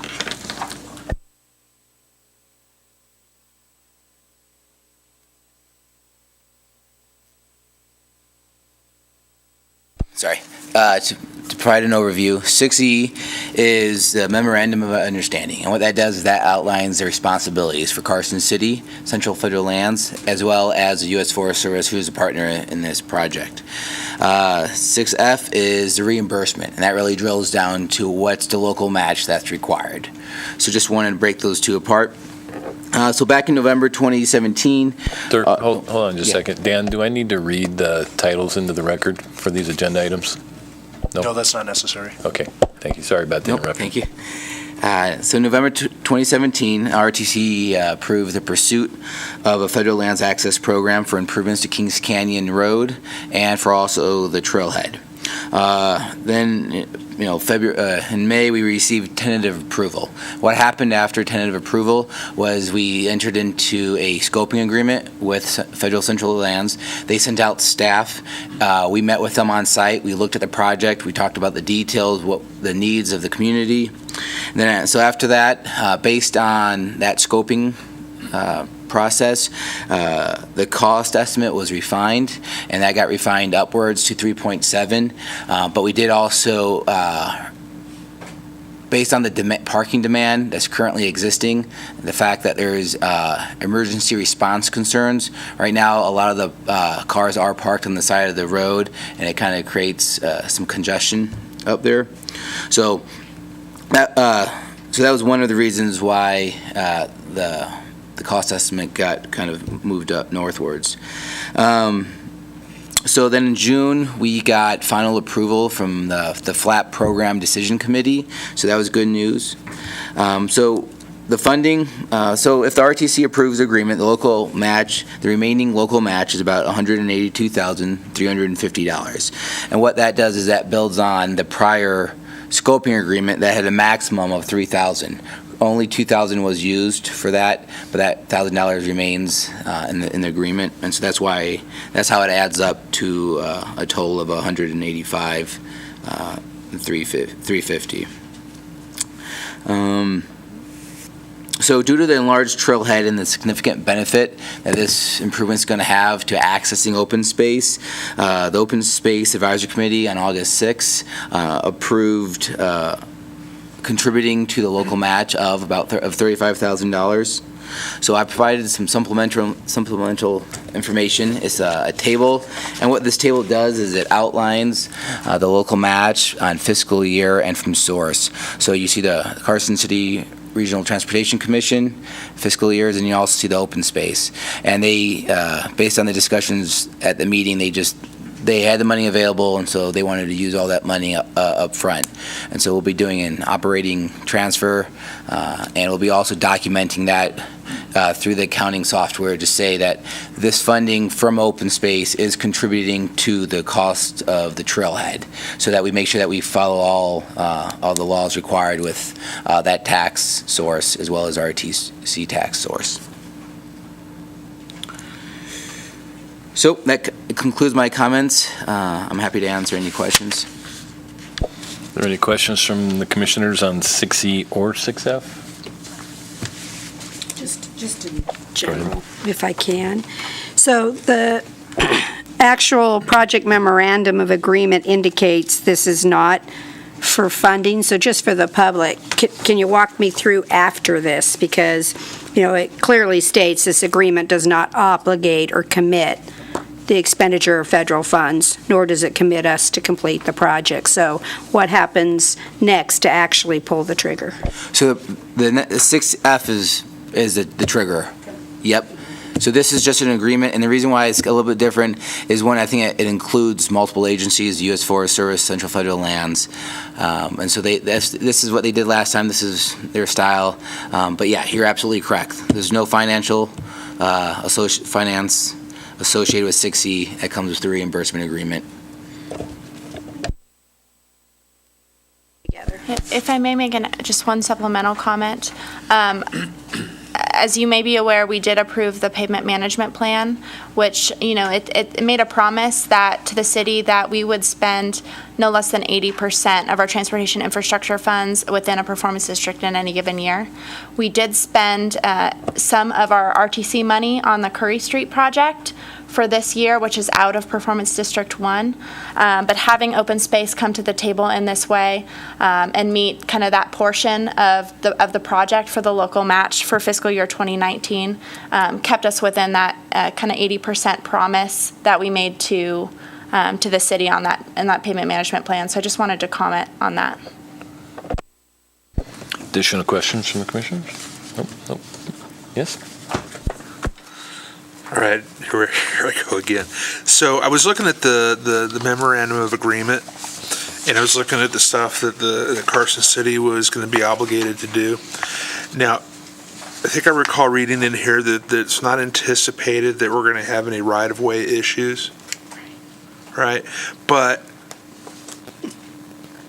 on page 8, near the top, part of our scope is conduct right-of-way negotiations as necessary and complete all right-of-way activities prior to advertisement of the project. So I guess outside of just having to get right-of-way, I guess we're on the hook to negotiate construction easements and so on and so forth with the residents that are along Kings Canyon. That's correct. And actually, just this is related, something to add is that originally when we submitted the application, I tried to get some of our staff time to count towards the local match, kind of as an in-kind. They didn't allow that, but what they did do is they said if you're going to have right-of-way issues and you need to hire professional services, similar to what we did on Sierra Vista, we had to hire, we had to go into some legal agreements. We had to hire a surveying team to go out there and do some survey. They said that if we have to do it this time, that we would be able to use those costs to reduce our local match, which I thought was very nice of them. And so, but you are correct. We are on the hook. We've done extensive research on the right-of-way prior to the application. Additionally, they've reviewed the right-of-way documents as well through the scoping process. So we do. Some of these documents are quite old, as you can imagine, with the Lincoln Highway. But we do believe the right-of-way is there, and we feel quite confident. But as you said, construction easements, all that type of stuff, we're going to need to deal with as well. So. And my other question is the bottom of the same page, assume responsibility of the NPDES permit until the NOT is filed. So I guess we assume responsibility is the lead in the, well, I'm kind of confused on, I guess maybe who's the lead on this project. So the lead really is Central Federal Lands. We are, to some degree, a liaison. They're designing, but we work with them. We provide input. The Forest Service will provide input, but they're going to design it. They're actually designing it in-house. And then they also will be delivering their project from a construction standpoint, which means the contract will be between the contractor and Central Federal Lands. But we sign off at the end, as we did with Sierra Vista Lane, and we perform multiple site visits throughout the process. We work with the neighborhood, so all the residents. They go through us, and then we kind of, if we need to pass them on to Central Federal Lands, we do so, or if we try and answer their questions if we can. So Central Federal Lands is the lead, but with my experience with Sierra Vista Lane, there's a good communication throughout. Sure.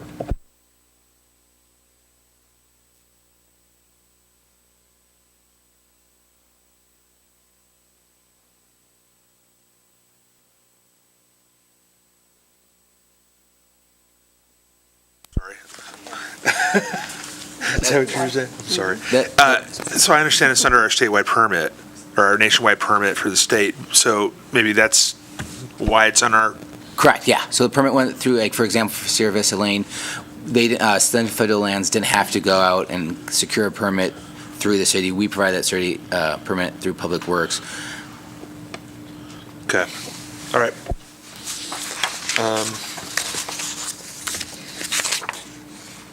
Yeah, my other question you already answered, so I'm good. Dirk, back to the previous item about working with UNR to get the best possible asphalt mix design for our area. The feds tend to come with a big blanket federal spec that may work fine at their office in Denver, but I think if we could make sure the city has some input in that to try and get them to use local specs for that would help us tremendously get a better product. Thank you. That's a great comment. Thank you.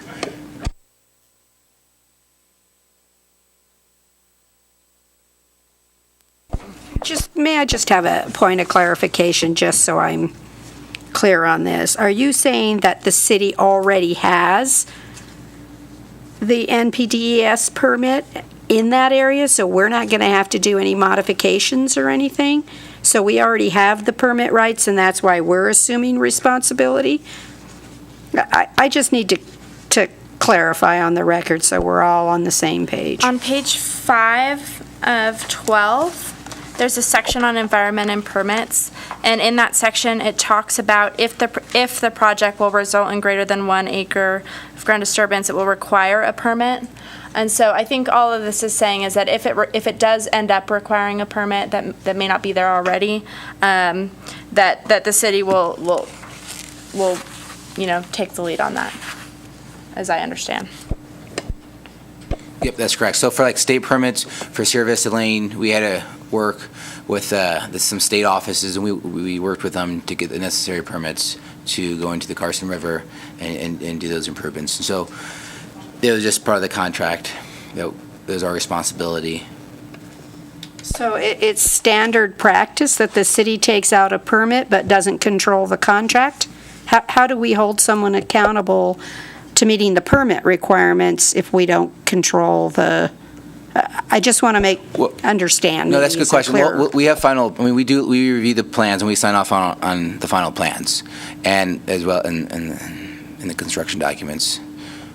So you would say the contractor's not in compliance with the permit and they'd have to cure before you'd sign off for them maybe to get final payment or whatever?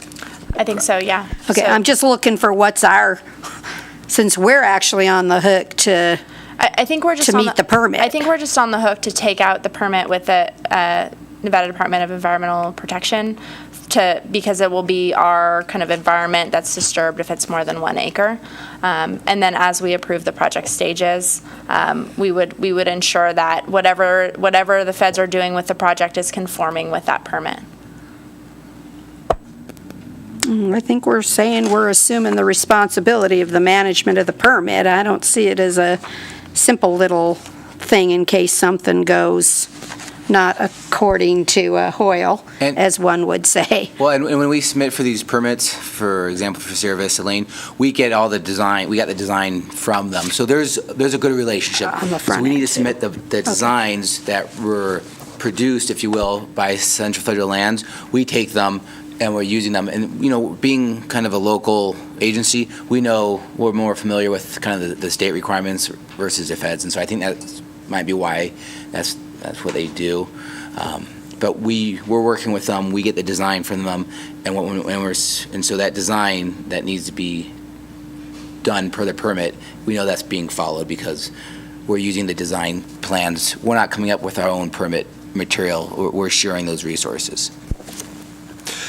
So it's common practice, and this is something we have done on several other contracts with them. I mean, I'm not. right? Yeah, this is very similar to Sierra Vista Lane. And we have no issue. This is not the fact that they're delivering a project. From my experience, is not common. Okay. But it's something that they do, and that we've done recently with Sierra Vista Lane. I think I may be able to clarify for you. So when you do a notice of intent with the state, let's just say it's just a project, you have an owner and you have a contractor. So in this case, the city is actually the owner, essentially.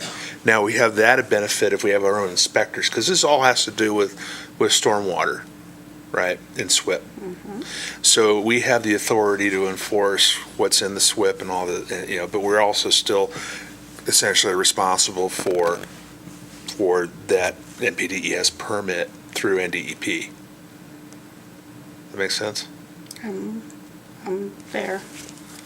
Just, again, so long as we have the sign off, I guess the carrot and the stick, I just want to make sure we have the authority to accomplish the completion of it, and we're not 2 and 3 years out, because it says we're on the hook through termination. No, we do. Okay. We sign off on Sierra Vista Lane. There is a few outstanding items, so we haven't signed off yet. Those items are being addressed. And then city engineer Dan Stuckey is the one who's going to be signing that. So the similar situation would be with Kings Canyon. Any additional questions? Public comment. Anybody from the public want to speak to this item? Seeing no one, then I will bring item 6E back to the commission and entertain a motion. I move to approve 6E, yeah, 6E. Move to approve the proposed federal land access program FLAP project memorandum agreement that documents the responsibilities for the development, construction, and future maintenance of Kings Canyon Road from Kings Canyon Stream Crossing to the Kings Canyon Trailhead parking lot, approximately 0.73 miles. We have a motion. Do we have a second? I'll second. We have a motion and a second. Any discussion? Seeing none, all in favor say aye. Aye. Any opposed say nay. Passes unanimously. We are now entertaining a motion on item 6F. I'll finish it up here. I turned it off. Move to approve modification 001 to Federal Lands Access Program Flat Project Reimbursement Agreement to number 6982 AF-18-K-500014 to reimburse Central Federal Lands Highway Division for 5% of the total project cost. We have a motion. Do we have a second? Second. We have a motion and a second. Any discussion? Seeing none, all in favor say aye. Aye. Any opposed say nay. Also passed unanimously. And we are now on agenda item 7, internal communications and administrative matters for information only. Item 7A, transportation manager's report. Thank you, Mr. Chair. Just a reminder that our Transportation Resource Advisory Forum for Carson City Traffic has a meeting on August 21st here in this room at 4:30. We would love for you to attend if you're available. We'll be going over and getting the committee's input on projects to be selected or considered within Performance District 1 for the pavement management plan. So looking for some great input there. Bicycle and pedestrian coordinator, we're conducting interviews for that position tomorrow. We had a lot of good applicants, many more than I thought we would have from all across the country. And so I think it'll be really interesting to see how those interviews go. And I'm hoping to fill the position shortly and get some assistance there. I did also want to comment, he's not here tonight, but Graham Dollarhide led our FTA triennial audit. The Federal Transit Administration sends an auditor out every 3 years, and they look at everything. They look at, from your operations to your bookkeeping to your purchasing policies to how clean the floor is in the fleet maintenance bays. They looked at everything. They were here in person for 2 days, and Graham really just killed it. He really represented the city. Past audits, we had, I believe last time we had roughly 10 findings.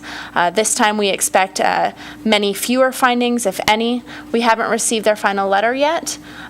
We expect to get that in the next, 30 days or so. We'll have an opportunity for comment, and then we'll bring that report to this group, hopefully in October. But he did a really great job. If you see him, tell him he did so. So I was really impressed.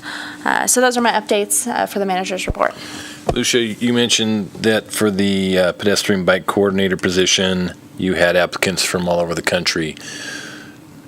If you interview and your highest pick is from another region in the country, do you then negotiate for moving expenses, or would somebody who fills that position be responsible for their own moving expenses? That's an interesting question. I think that's something we'll need to think about. I talked about it a little bit with HR and Darren. I think for manager levels in the past, there's been precedent for maybe consideration of this. This isn't, that high of a position, so I think, that's something we'll have to really think about. It's not currently in the budget to do so. That's exactly my concern. I'm just curious why somebody from another region would apply knowing that they'd have to move on their own dime. It just seems difficult. We're a beautiful community that's going for silver bike. What are you talking about? They want to be a part of it. Money's still money. Absolutely, Supervisor. And that may be a question that we have an opportunity to ask as a follow-up question during the interview to make sure that whoever we offer to is really invested and coming for the right reasons for long-term to really invest in this community. Let me add something to that. I've had these types of interviews before, and in the list of questions, one of the questions was, how much research did you do of this community to find out how much going to live here, find a place? That was one of the questions, and they had to answer that, have to nail it before we even thought about that. So it gives you a chance, without crossing the lines for interviews, to find out what research they really did before they make the big moves. Mark brings up a good point, because if somebody is applying and they live in a large metropolitan area, we want to make sure before they move across country that they understand that there's going to be a very big shift in their lifestyle. So all important things to incorporate into the interview process. Understood and agree. All right, any other questions on the transportation manager's report? Right, then we will move on to item 7B, street operations activity report. Street operations activity report, compared to other RTC and CAMPO meetings, we are running very long tonight, so I'm not going to go into details, but I do want to say that, this year we added the fiscal year to date column on this report. This report is activities as of June 2018, so this will be the last kind of cumulative running total on this report, and then we'll start over for fiscal year 2019. If you have any questions, I'm happy to answer them. Oh, actually, I do have one extra comment. On top of page 2, the curb miles swept, the sweeper operations, we have had a lot of comments related to the bike lanes on the side and general sweeping generally. I've received a couple calls about that. This summer we had two sweepers break down. We usually have 3 sweepers. Typically, I talked with Justin Tierney, who manages this piece of the puzzle.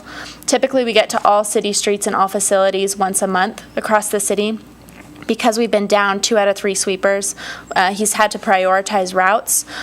We are back up to 2, and I spoke with the fleet maintenance manager this morning, and we hope to get that 3rd sweeper back into play by early next week. So we should start seeing those sweeping operations improve.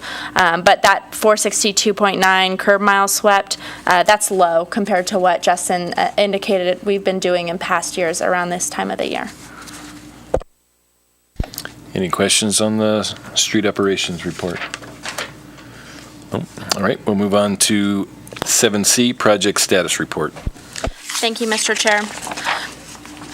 South Carson Street Complete Streets project. We have received good news from the feds, and we're working closely with NDOT staff on the related portions of funding that's coming from the state. We are restarting design. Staff are having an internal kickoff 2.0 meeting next week. We're really excited about that. The project is moving forward again. Staff are also moving forward on the South Carson Street relinquishment documents with NDOT. We did receive a large package from them related to those pieces of right-of-way. Our staff have had some questions. It was a large file with a lot of documents, so we're working closely with NDOT staff. We're going over to NDOT offices next week as well to ask some questions, and it's all moving forward. The Sierra Vista Lane reconstruction project, we're finalizing the punch list items. This is the last month that this project will be in this packet. Dirk and others on the team are closing out the project. There were several agreements with property owners and some of those things that we needed to take care of, so we're going to make sure we do a really good job of documenting that we met all of our obligations, properly closing those out, and making sure that we're crossing our T's and dotting our I's. The Silver Sage Drive reconstruction project, that started construction July 30th.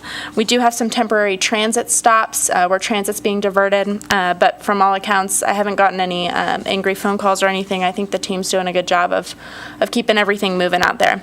And that project's expected to be completed this season. The CDBG North Carson Street improvements, this was completed late July. We're wrapping it up, and that probably will not be in the packet again next month. Quick question for you. I just, for curiosity, ran by there before the meeting, and the businesses that had their driveways impacted, I think we could have done a better job of tying the new concrete into their part. And I don't know if we're done, other than it says completed, but I think we probably need to look at that. I will take a look. Thank you. All right, Greg, are you talking about tying into the sidewalks? Well, where they did the ADA improvements and took the concrete out, there was just like a little patch between the new concrete and the existing asphalt on the property owners, where they were kind of tying in to the new concrete. It's a little rough. So. I know when we go after that grant, it's always a balance of doing as much as we can and doing as many ramps as possible. Going back to my comment from one of the previous items, I have that very expectation that that funding source will continue, and there may be opportunity to go back through there and make additional improvements in the future if it was out of scope this time, but I will certainly take a look. Well, I don't think my impression is it shouldn't be out of scope. I mean, the concrete looks great. It's just the tie-in, because you had to demo back another foot or two.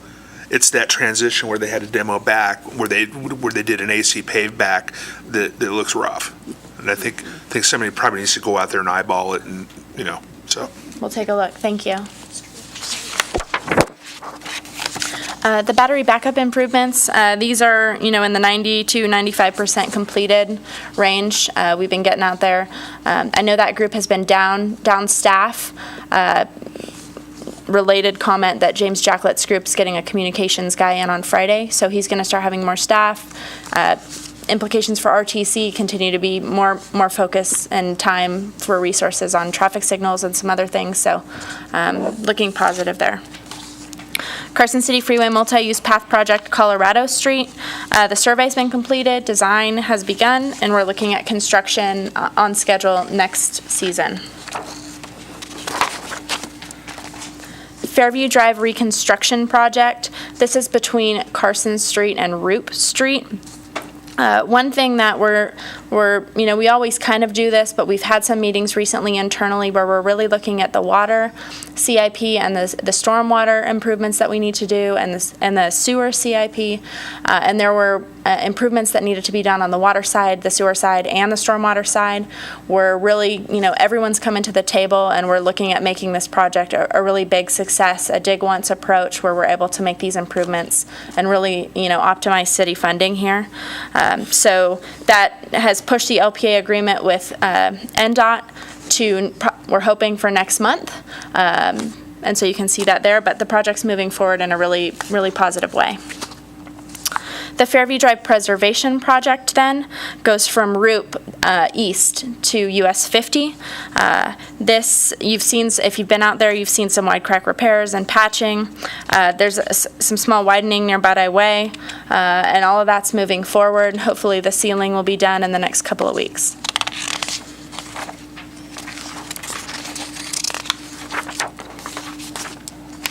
Kings Canyon Trailhead Improvement Project. I think we've talked about that this evening enough, unless you have further questions. The Stewart Street PED Signal Project, construction is anticipated this fall. Project's at 90% design, and Dirk's done a really great job of coordinating with NDOT and making sure all that ties into other city work. Hey, Dirk, can you get the lights to flash red, white, and blue instead of just yellow? On the 4th of July, maybe. Does that meet spec?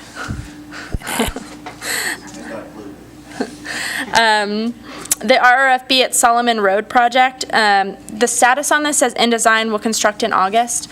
This is if you remember, we went out for a grant application for this to extend the linear ditch trail, and there was a crossing there.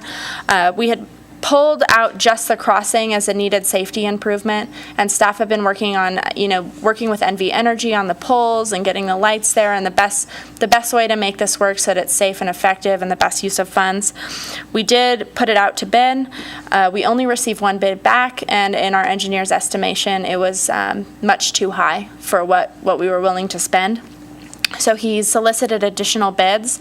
If we don't get a bid that we think is a good, reasonable use of funds, then we may table this and try to take it out to bid next spring. So that's the update there. CDBG College Parkway improvements. We're waiting on the notice to proceed. We anticipate going into design, sending bids out in the winter, and constructing next season. And that concludes my comments on the project status report. Any questions on the project status report? other than what we've already asked? Seeing none, we will move on to 7D, future agenda items. Thank you, Mr. Chair. That roadway reconstruction project on Fairview from Carson to Roop, you can expect that LPA agreement most likely in September. And then, as I mentioned, there's a traffic meeting on the 21st to get input on product selection for the Performance District 1 pavement preservation projects for the next construction season. So those projects will come to you in September so that staff can get them out to bid and design and all that good stuff. And those are the two big updates for next month. Any members of the commission have any future agenda items that they would like to propose? Mark? I would actually like, doesn't have to be in soon, but the gentleman that came here to talk about treatments for roadways for the bicycle, I swear I've seen treatments that went to the fog line to the bike lane, and then the bike lane was treated something different. I swear I've seen chip seals into the fog line, but I could be wrong. Might be the top grade that's put on or something, but some alternative, because one of the biggest nightmares I've been involved with, there was a 100-mile ride I'd do in Death Valley in March, and they chip sealed the road 2 days before for 100 miles if cars go by. And so I've learned the chip seal experience was excruciating, but I understand totally, because if we're going to put the trails out, the bike lanes out there, they need to be safe and reasonably taken care of and maintained. So somewhere in the future, maybe there'd be some discussion of how that might be resolved with the different treatments that you need to do with budgets to not goof up the bike lane any more than we have to. So thanks. That's a great suggestion. I'll add it to the list. Thanks. Yeah, I would second that, because it doesn't do us any good to build all these bike lanes if you can't ride in them. Any additional future agenda items? Seeing none, we will move on to agenda item 8, board comments. Any comments? Nope. All right, moving right along. I'll be acting up tonight. Agenda item 9, next meeting is tentatively scheduled for 4:30 p.m. Wednesday, September 12th, 2018, right here in this room, immediately after the CAMPO meeting. Agenda item 10, public comment, final public comment. Last chance for the remaining public. All right. No public comment, so we will now move on to agenda item 11 for adjournment. Do we have a motion to adjourn? Move to adjourn. All right, we're adjourned. Thank you all for showing up and participating.